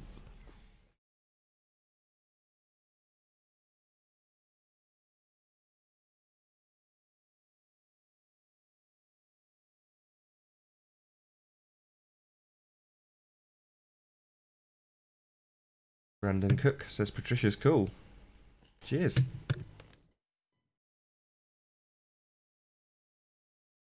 We observe objects was. Yes. Well, you tell me what the stars are. Go and get me a sample.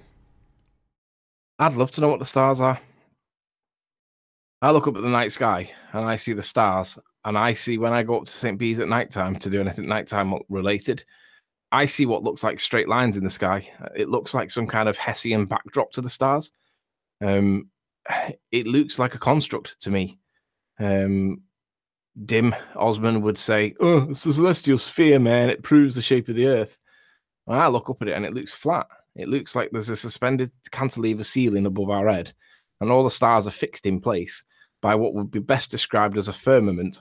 And whether you buy into the firmament argument or not, I don't really care. I look at that and I think that looks like a construct. It looks like there are holes in it, or there are weak points, or there are gems stuck in it, or whatever, and they are stuck, literally stuck. And the parallax, the claimed measured parallax that they claim that they can do, which is like fractions of a degree, is literally the flexing of the firmament due to convection currents as the sun's going around and warming things up and cooling things down and creating little movements in it. And that appears to be what these guys are measuring as the actual parallax. But I look up and I see in the night sky in an area where there's very little light pollution, and I think, whatever's up there, it's a construct.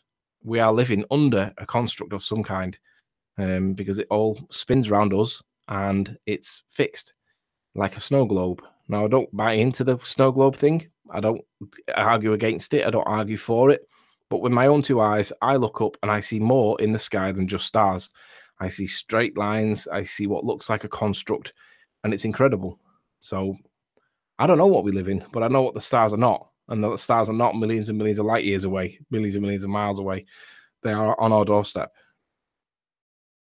And it's what that's the exact reason why I think that Operation Fishbowl was executed, because I think that Operation Fishbowl, after they did the Apollo missions, they realized that, because the Apollo missions was the highest successful rocket launch, in my opinion, not where they went to the moon. It was just where they managed to successfully get a rocket up high enough to be able to see stuff that we couldn't previously see. And they decided to try and blow hell out of it. And that's what I interpret was the result of the Apollo missions and the subsequent Operation Fishbowl. Only my views on it, but... Check out Stephen Chess's channel if you want to know how to do flat Earth weather predictions. So Stephen Chess has been looking into exactly that for the last couple of years. Fascinating stuff.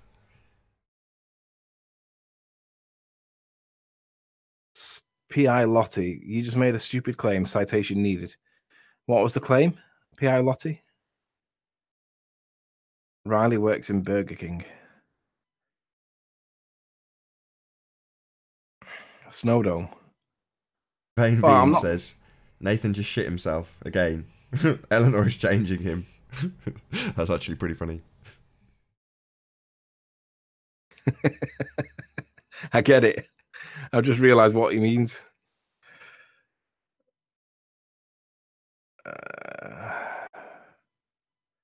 He said the stars are not millions of miles away.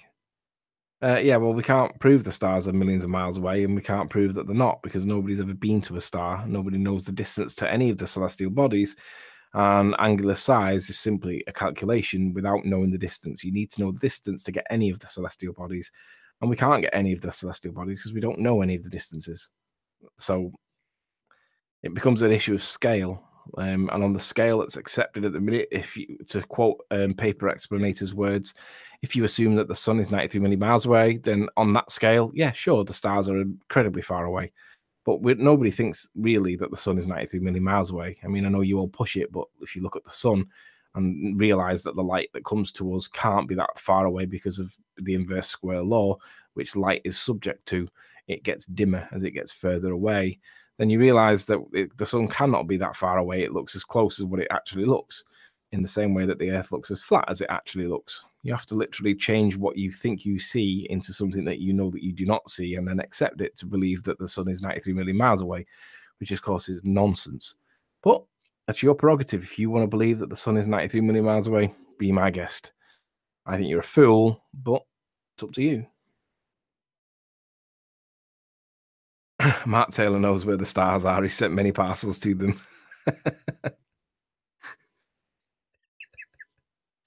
Oh, that was great. What can you prove, Sleeping Warrior? All I've heard is this doesn't make sense. I've never once said this doesn't make sense. Well, maybe I probably have. What can I prove? That Mach lighthouse can be seen when it should be behind the geometric curve of the Earth, and standard refraction that's supposed to be negligible according to science brings it back mathematically. But in real world, are you looking at it? And that means that you're not looking at Mach lighthouse. And I'm pretty convinced that what we see is there, and it is in fact Mach lighthouse. It's not an emanation of; it is the actual thing. So I can prove that Mach Lighthouse and Blackpool Tower can both be seen from 30 miles away when they're both supposed to be significantly behind the curve of the Earth. Riley, I didn't realize you had a degree in astrophysics. Sleeping Warrior, do you have any info on the vanishing moon? I have been unable to find info. Only one video. The vanishing moon? Do you mean at new moon stage?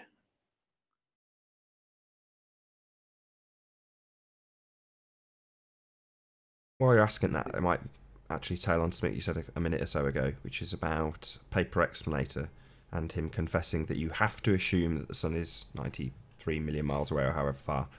And that actually spurred a conversation between you and I, because you edited together a video which you showed me, which had Hank Hill making a point about the inverse square law. And then, in terms of timing, there's about an hour gap. Oh, come here. You both of us ill, aren't we? Yes. So he obfuscated that point for an hour and then actually answered the question by saying you have to assume the sun is 93 million miles away. And when I saw that, I'd had Anthony saying to me, you know, it's probably better if you don't let them obfuscate the point constantly. And I was like, well, I want to show that. I want to show how, when globalists debate flat Earth, they completely obfuscate your point. And that's something I want to show. You know, I want to show the hang out with them muting you constantly when you're on a really good point or you've got a baller up against the wall. That's what I wanted to show. But then when I saw Paper Explanator obfuscate for an hour, only to confess that you have to make an assumption in terms of the distance to the sun, which is basically what it's all based around, that's important. But it got lost, completely lost, until Anthony actually edited that video together. So no one would have seen that that was his response to Hank Hill, because of how much time elapsed between the 2 points, between the point and the answer. So that's one of the reasons I don't allow that anymore. You know, I will kick people like, come here, come here, come on, come here. I know, hurty head, I know. But that's why I won't let people like Grim V on anymore. So that when you've got someone like yesterday, if I'd have had Sly Sparkane... Really poorly, kid, I'm really sorry. Daddy, daddy, daddy, you're not paying me attention. So I'll scream until you do. But yeah, but obviously the downside of, I mean, fundamentally, I'd said to Nathan that Hank had a really good point against Paper Explanator. And I'd spotted it. Nathan had obviously spotted it, but Nathan had allowed Paper Explanator to obfuscate the point so that basically people lost interest in the original point and he wormed his way out of it. Now, I said to him, perhaps at the end of the day, we're the minority group. We're the people that no one believes or accepts, and people laugh at us and ridicule us and try and dox us and all that kind of nonsense. But at the end of the day, Hank had him on the ropes because he was challenging and there was a debate there, but it was totally lost. And Hank didn't realize that he was being obfuscated. And I said, perhaps you should not protect the flat earthers, but when he sees the obfuscation, reel it back into the point. Don't let it go off topic. Let that point get to a resolution. Otherwise, we're never going to get resolution. We're never going to get a conclusion to a point because it'll always be obfuscated. And it went on a few more times. And in the end, Nathan said, right, yeah, I agree. The downside, of course, is that it puts the ballers off because they can't take the conversation where they want to take it, which is to the obfuscation point. I mean, for example, but not limited to, Rumpus. He had 25 minutes talking about refraction, right? Now, to me, it's all obfuscation because he never once mentioned that light bends up as well as down. And Nathan had said to me afterwards, he said, do you know what? It was kind of like mesmerizing because I was hooked, but I was listening to him. It sounds dead plausible and everything. And you'd come out of it thinking that, yeah, Rumpus is right. Refraction is it. But then I brought him back down to earth and I said, yeah, but did he mention that light bends up? And Nathan was like, no, he didn't. And I'm like, there you go. So if you allow the obfuscation points by people like the Rumpus and Charles Flat Earth Math, I mean, he's probably one of the best ones at it. But if you allow that, then no flat earther ever gets a point concluded. If you don't allow that, then it gives flat earthers somewhere to go. And like, for example, Spurs had a question about the international at the ISS in relation to the moon transits, and he wanted to know what the answer was. Now, if we allow obfuscation, he's never going to get the answer. Whether it was right or wrong, he's never going to get the answer because it will be obfuscated by nonsense, and he'll come away with it confused. But he had a genuine question, and he wanted to know what the answer was. And the answer is, well, the reality is, it could have been explained. Whether it was or not is another issue, but there was an explanation on the heliocentric model. But without a platform to be able to ask the question, like, honestly, and get responses, then you can't get questions answered, and we are the minority group. Now, it may be the case that Nathan's got it wrong, and he should allow the obfuscation again so that the ballers can feel comfortable coming back in. But at the moment, the feeling is no, let's not let them obfuscate. If they get asked a point-blank question that involves a yes or a no, then they answer it with a yes or a no, unless they've got really good evidence to why it should be a grey area in between. And that's why he asks for evidence. If there's evidence that shows that there's grey area, present it and let's see. Otherwise, it's nonsense. So answer the question. Don't allow the obfuscation. Hi, Mark Doxy. How you doing? Hello, gentlemen. Hello. There we go. Thank you for showing your face. That's always a good start. Hello, gentlemen. Hello. Thank you very much for all your emails. I only sent you a quick response this morning. I'm not sure if you got it.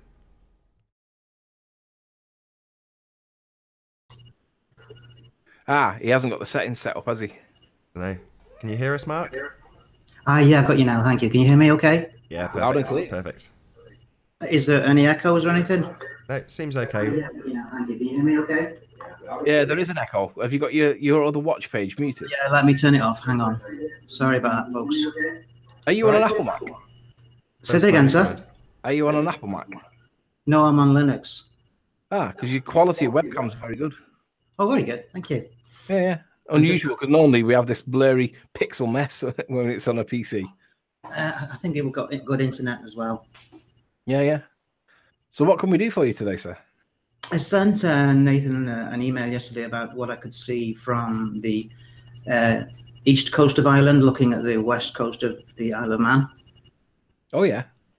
Where I standing on the beach of Ballyhornan in County Down. I'm 35 miles away from a little island just off the south tip of the Isle of Man called the Calf of Man.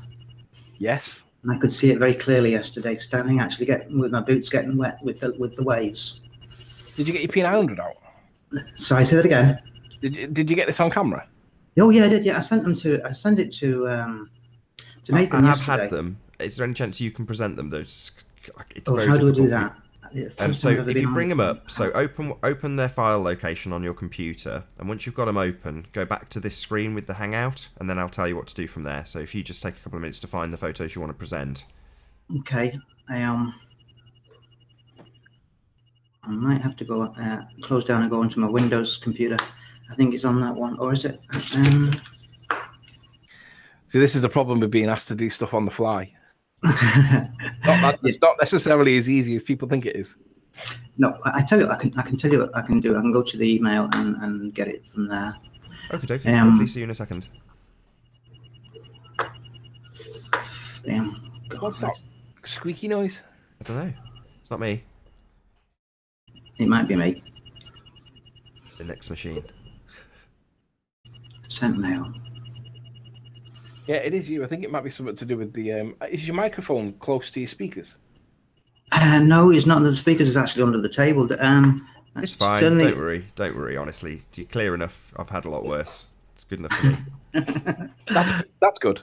That's good. Good. You can still hear me, yeah? Yeah. Good. All right, let's have a look. So let me know once you've got your photos open, and I'll talk you through how to get them up on screen. And just to give him a bit of time while he's looking so he doesn't feel under pressure, that squeaky noise, it reminds me of the advert for Peugeot. Do you remember the girl that had the squeaky earring It was a and Golf. was driving down the road? It was a Volkswagen. Oh, was it Golf. Volkswagen? Yeah. It reminds me of that. Okay, download complete.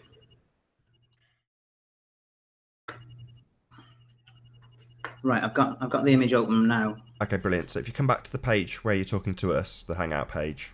and then just wave your mouse over the page, and you'll see in the top left-hand corner a tab will appear, and the green one, second one down, green screen with an arrow, white arrow coming out. If you click that, it'll bring up a page. Just click application window, one of the top tabs, rather than your whole screen. And then pick the photo that you want in that list, and then click share. There we go. There we go. Brilliant. I'll just put it up on screen so the audience you can see I'm standing on the shore there. Bear with me. I've just got to get it up for the audience. Okay. There we go. You're up. I'll make you big as well. I'm standing on the shore there. So I'm not up on a cliff. Nobody can argue about that. I'm pretty much sea level. So you can see in the distance there, I shot about maybe 1, 2, 3, 4, about 6 images, and I've stitched them together in Photoshop. So on the left-hand side, you've got the north tip of the Isle of Man. You got that?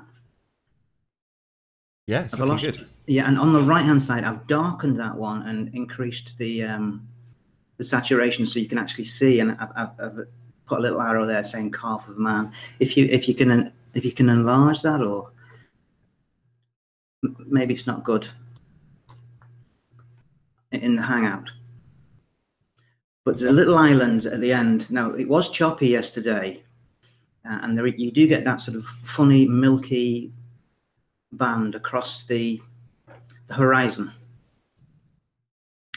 But you definitely see the Calf of Man, and that's 415 feet high.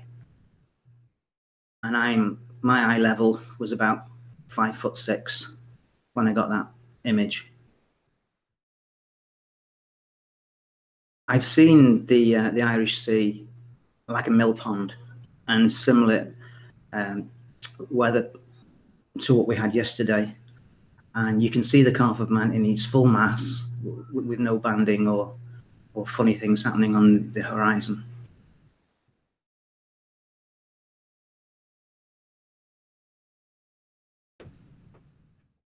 Can you see that, gentlemen? Yeah, absolutely awesome. I just don't want to have my kids screaming over you.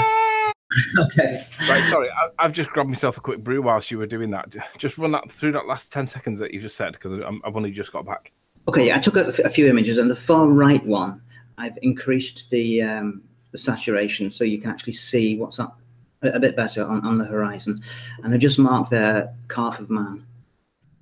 Now, you do get that funny banding, sort of the milky, mysterious banding on the horizon. What do you call it, Anthony? Well, we used to call it dirty air because we didn't want to give it a scientific name just in case it was wrong and we'd get ridiculed for it. Yeah. But then Sly told us it was an inverted mirage that was to the observer appearing as an obstruction, and now we call it the obstruction formerly known as curvature. Okay. So, do you know what the height of that Calf of Man is? Yes, I do. It's 415 feet. Have you done the curve calcs on this? I have, yeah. The curve calc says it should be. Well, I did actually say that in the. Let me have a look at what I said. Yeah, this was about 1 o'clock yesterday. The highest peak of the Calf of Man is 415 feet, and it's 35 miles away from where I was. So therefore, it should be behind a wall of water of 550 feet, taking into account all that crap about the refraction. So 415 is the height, but the bulge is 550. So I should not be able to see Calf of Man. Absolutely awesome. What was your eye height? 5'6".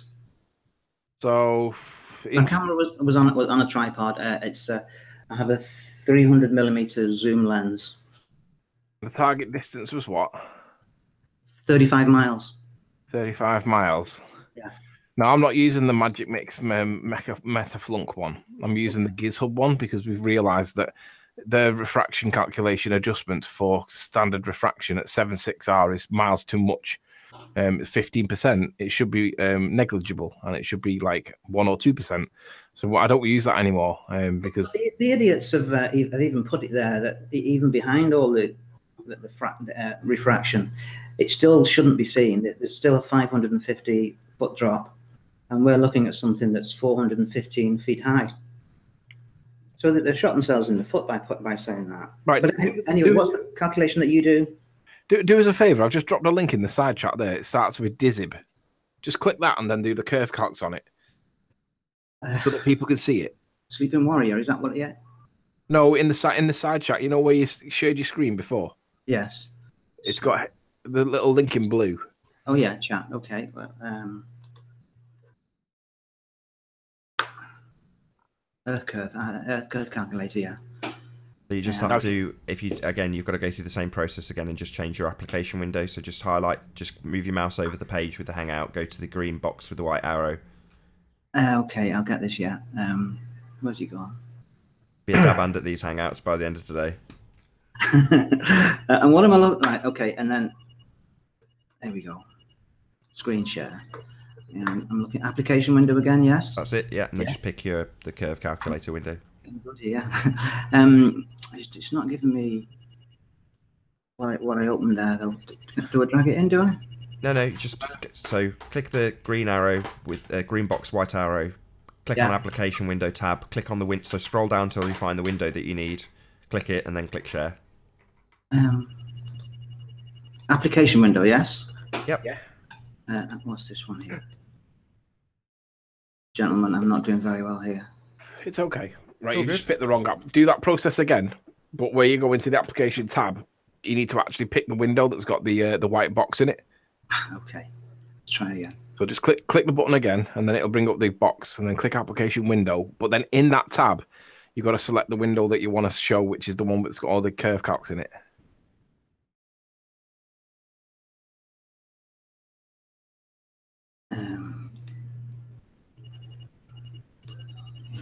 Application window. No, it's not giving me that option. That's okay. I'll do it then. If you can do it, Anthony. Okay. I'll do it so you can see my screen then, and then you can tell me the bits and pieces.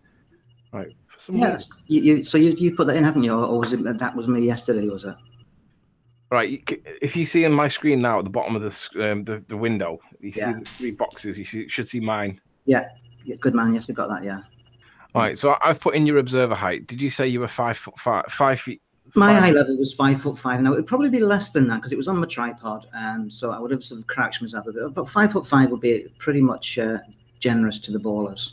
What we'll do is we'll give them 6 because it's a round number. Okay, that's fine. Yeah. The target distance is 35. Yes, that's what right. That tells us now is that the hidden height should be 682 feet below the horizon. Yeah.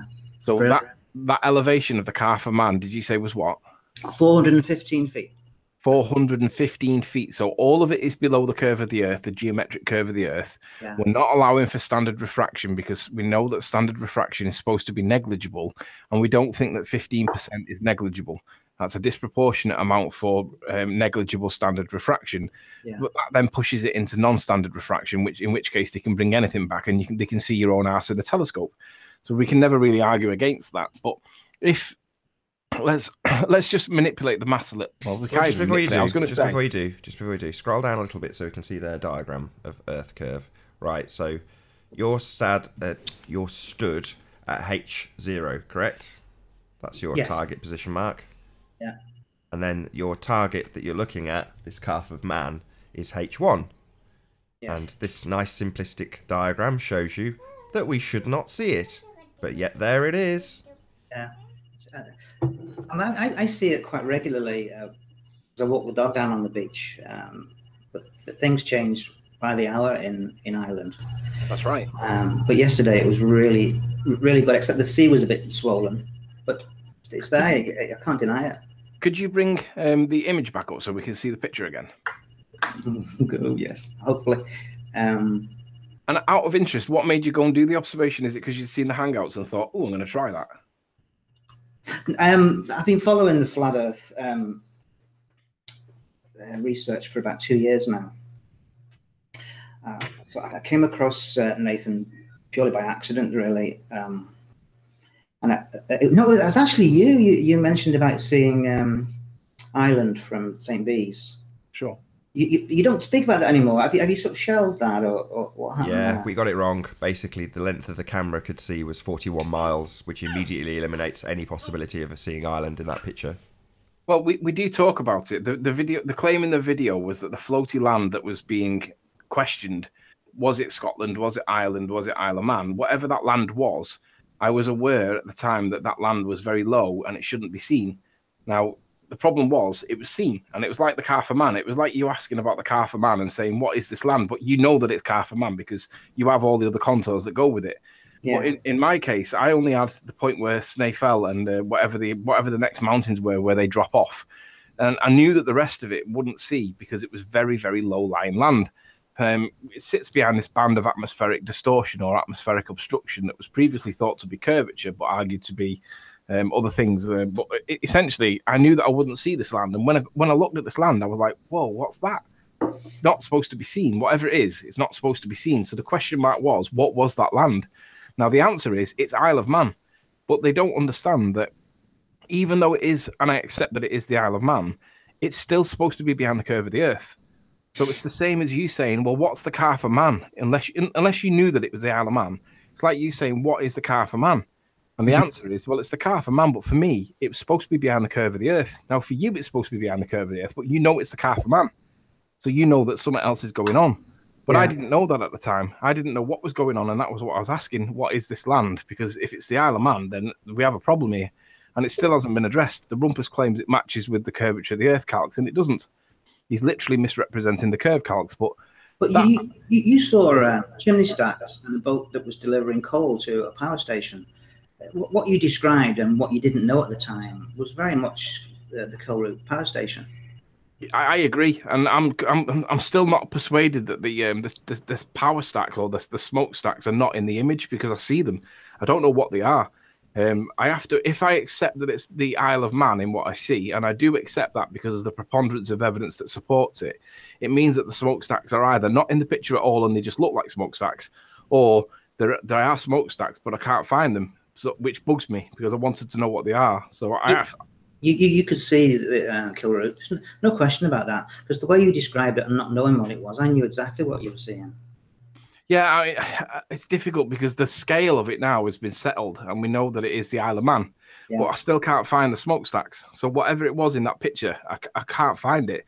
Unless the atmosphere gives it to you again. Or it was a temporary structure on the day that there was a tall something like a crane or something, and it just so happens to look like something else. Okay, well that's fair. That's fair enough. But anyway, we've got the Calf of Man. I've just put up on the screen there a weather balloon shot of the Isle of Man. Can you see that? Mm-hmm. And the little bottom island there is the Calf of Man. And it's 400 feet. That's actually a stronger observation than my own observation. Yeah. I'm getting 415 feet. Seriously, well done. That's an excellent observation, Mark. Yeah, it is. What were you saying then? You're going to get a what? No, the 415 feet comes from Ordnance Survey. I've not measured the height of the place, but I'm going by what Ordnance Survey tells me. That's interesting. Let's have a look and see what it says on Google Earth for the same peak. It should be about 380 on Google Earth. It's difficult to work out where the peak is actually. It doesn't. Not very many people addressing it in chat, Mark. Sorry? Not very many people actually addressing what you've just presented. Lots of attacks at Anthony and myself, but no one's actually addressing what you've just demonstrated. So I'm going to ask the chat quite specifically, why is it that this gentleman has seen the Calf of Man when it should be behind the curve of the Earth?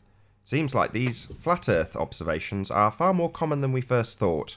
But here we are again, with another guy with a camera just pointing at the Isle of Man, and what do you know? Stuff that should be long, long gone behind the curve of the Earth, which isn't there, is visible. So basically, according to their model, you would need to be at an elevation of around about 250 feet, it appears. I do have 350 feet. A video of what I was doing yesterday as well. It's a bit noisy because of the wind. Yeah, brilliant. Sorry? Brilliant, yeah, play it if you can, Mark. That'd be ace. Okay.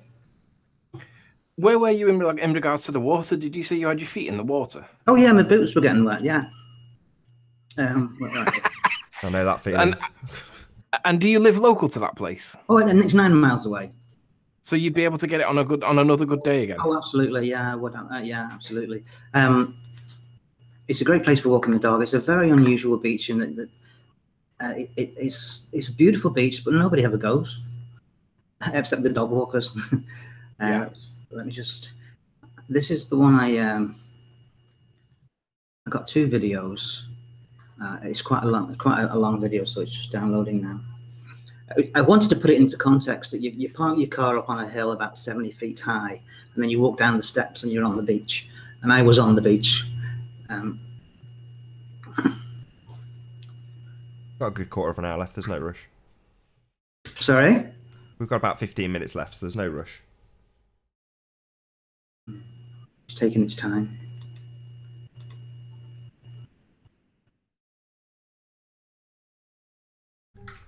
I'm really pleased you've come on, Mark. So, for all the naysayers in the chat saying, this is getting dull, and yet you and Miles and LK and Rumpus and Slice Barcane all seem to be very, very interested in it. It's just the keyboard warriors that say it's boring. I did text Miles on his YouTube channel. Just the title of it was Anthony Riley Lies Again or something like that. So I watched his video and I sent him a text saying, I can see the calf of man from County Down, and he says, I'll be surprised if you can. Where's your evidence? Now, I didn't have the evidence at the time, but I've got it now. So he can look at. Does he watch your channel? Does he? Yes, absolutely. I just want to point out Slice Barcane's comment at me at Nathan Oakley. Mind telling us what's making about 210 meters of the Isle of Man disappear? So just to every single keyboard warrior who says this is getting boring, I just want to point out that Slice Barcane is pretty obsessed with it. Any chance you can explain to us? I'll tell you part-time vegan. How you doing, part-time vegan? Can you hear us?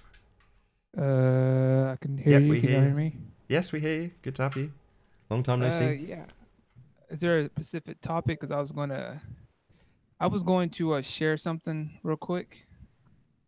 Yeah, if you can give. Mark's nearly done. He's just going to show one thing, and then yeah, sure. It's quite a long, lengthy one. It's not coming through that quick. Let's see on the downloads.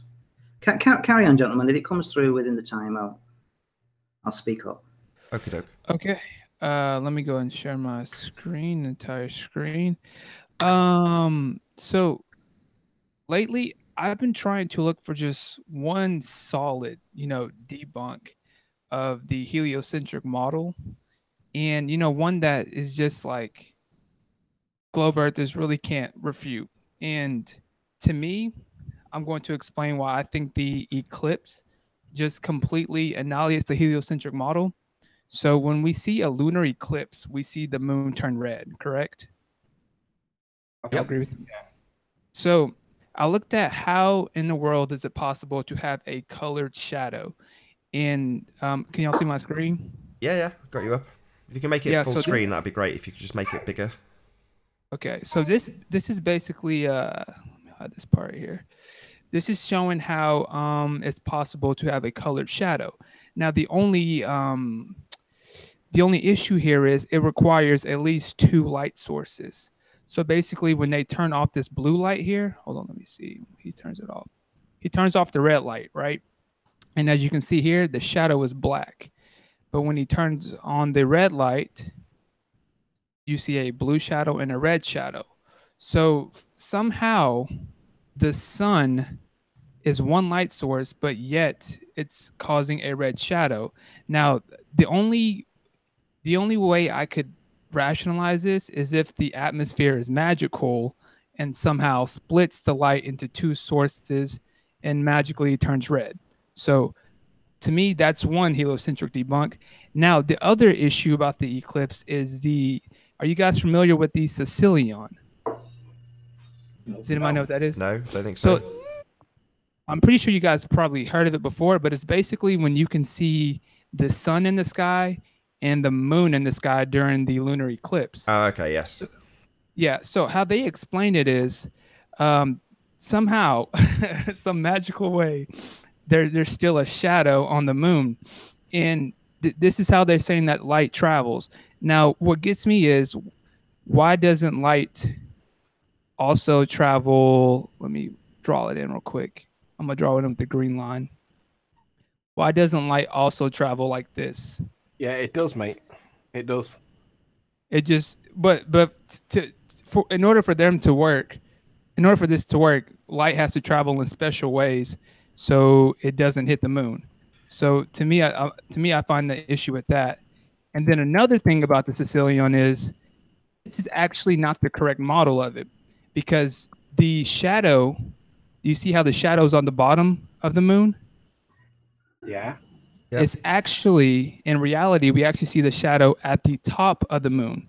So they're actually saying that the moon is below us, but yet we see it in the sky because we're at a perfect position to where the sun is also being refracted up in this. Like it just doesn't make sense. They're basically saying that an object is below us, but it appears to be in the sky, and the sun is being refracted up, and that's why we see the Sicilian in the top shadow. It literally is mind-boggling to believe, and I think that just completely debunks the heliocentric model. And also, I wanted a solid proof to NASA faking things, because we all kind of we're aware of the evidence, but sometimes globe believers just don't want to connect the dots.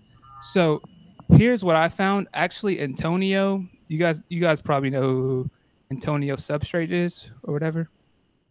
Sure. Yeah, so he pointed this out a long time ago, but people weren't really talking about it. And this, so I'm about to try to explain it real quick because I know your show's probably almost over. But this is a can you also see my screen? Yeah, you're up. You're presenting. If you could just make it full screen, that'd be brilliant. Full screen. Okay.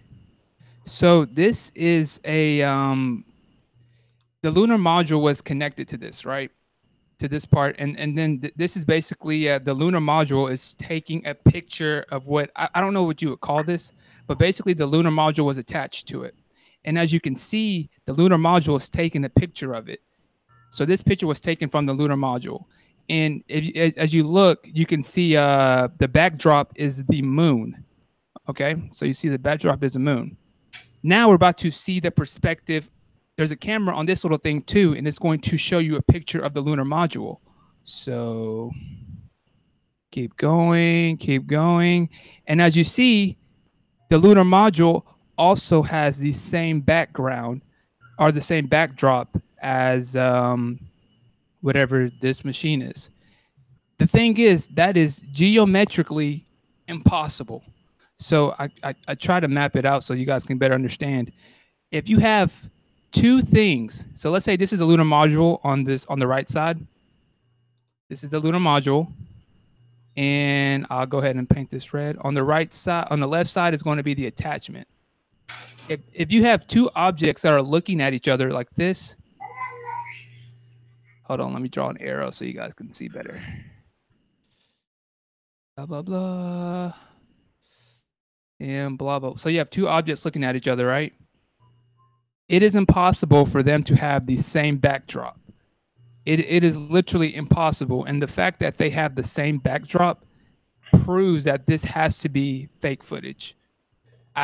The only way, like okay, so I try to play devil's advocate here. I was like, well, maybe the lunar module was up here. But if the lunar module, let's say the lunar module is up here, right? And it's looking down at the object. That means that the object is looking back at it. The lunar module, the backdrop of the lunar module would just be space. And I know it's kind of complicated to understand what I'm saying, but do you guys kind of see what I'm saying, or do I need to explain it slower? No, I get it totally. No, I understand. You can't see the same thing behind two things looking at each other. They can't have the same thing behind them. Right. Do you mind if I angle a point of criticism against you? Not from me, from Sly. He says, please ask Part-Time Vegan to first display that both the LEM and the CM were shot at the same time. Is that right? To demonstrate that they were shot at the same time? Yeah, his words are, please ask Part-Time Vegan to first display that both the LEM and the CM were shot at the same time. Oh, well, to my knowledge, this was live footage, and they were basically consecutive footage. So it showed it from the CM, and then it showed it from the lunar module, unless you're saying that this isn't live footage, which then again, it's still a lie, either way you want to put it. But granted, this is true, then this is proof that we have fake footage or we have fake live footage. So pick your poison. There you go, Sly. I hope you've had a response to that. I hope you accept the response to that, rather. We've got about 5 minutes left. I'm not sure if Mark, if you wanted to present your video. I've got it here now. Yeah, hopefully. That's what. Mark, would you do us a favour? Would you send the composite on an email to me? I've sent you a link in the side chat of the green text. Well, let's just worry about that afterwards because we've only got a few minutes left. If Mark can play his video just first because it's been a while queuing it up. Hopefully I can get it for you, gentlemen, now. Application window. Listen, we'll do it next time, gentlemen. Mark, could you come on tomorrow? Sure, I could, yeah. What time? Yeah, I could, yeah. What time? About 9, 10 o'clock, 11 o'clock. No, it's going to be tomorrow afternoon, actually. No problem. Tomorrow I've got things on in the morning, so it'll probably be mid-afternoon. No, not mid-afternoon, midday onwards, something like that. Okay. Well, in any event, could you... I can only do the morning tomorrow. But right, listen, okay. I'll send you the same email that I sent to Nathan, and you can analyse it. Yeah, has it got the composite in it? Yeah. All right, I'll get Nathan to forward it me. It's fine. Okay, it's quite a large file, so you can focus in on, and you can enlarge it quite well. That's cool. That's what I wanted to do. I wanted to see how much of that distortion or that obstruction on the horizon that you got compared to what I got. Yeah, but I'm confident that on another day when the iris is like a mill pond, I'll get the whole mass of the Carford man because I've seen it before. Excellent. We've got them. Yeah, we have got them. We have got them, and we can keep getting this information over and over and over again. And the more times we get it, the less likely they'll be able to argue that it's non-standard refraction. Because the further away from the norm it goes, the less likely it's ever going to be the same conditions and the same effects on the same conditions on another time. It's very unlikely. Yeah. Oh, the Earth's flat, boys and girls. Mark, have you known that the Earth was flat? Is it like, I know you said you've been looking into it for 2 years. Well, I'm still a skeptic. I know for a certainty that the heliocentric system is wrong, totally flawed. I also know that the Earth's not a ball. What the actual shape of the Earth is, I need to be able to see it. Anything else is just an assumption of what it's like. Yeah, but that's an unreasonable request apparently to Jeremy. Gem Panda says that it's unreasonable to request of Earth showing that it's flat or round, but he also argues that pictures from space is what proves that the Earth's a ball. But he thinks it's unreasonable for us to be able to get pictures from high enough elevation to show what this real shape of the Earth is. Well, until we can, if we can, I reserve what the actual shape of it is. I just know it's not a ball, and the heliocentric system is fundamentally flawed. Yeah, I agree.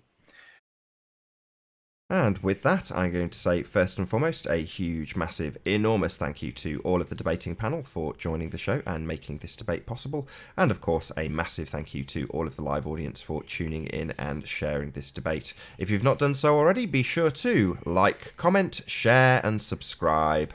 I've been Nathan Oakley, and I'll see you all in the next video.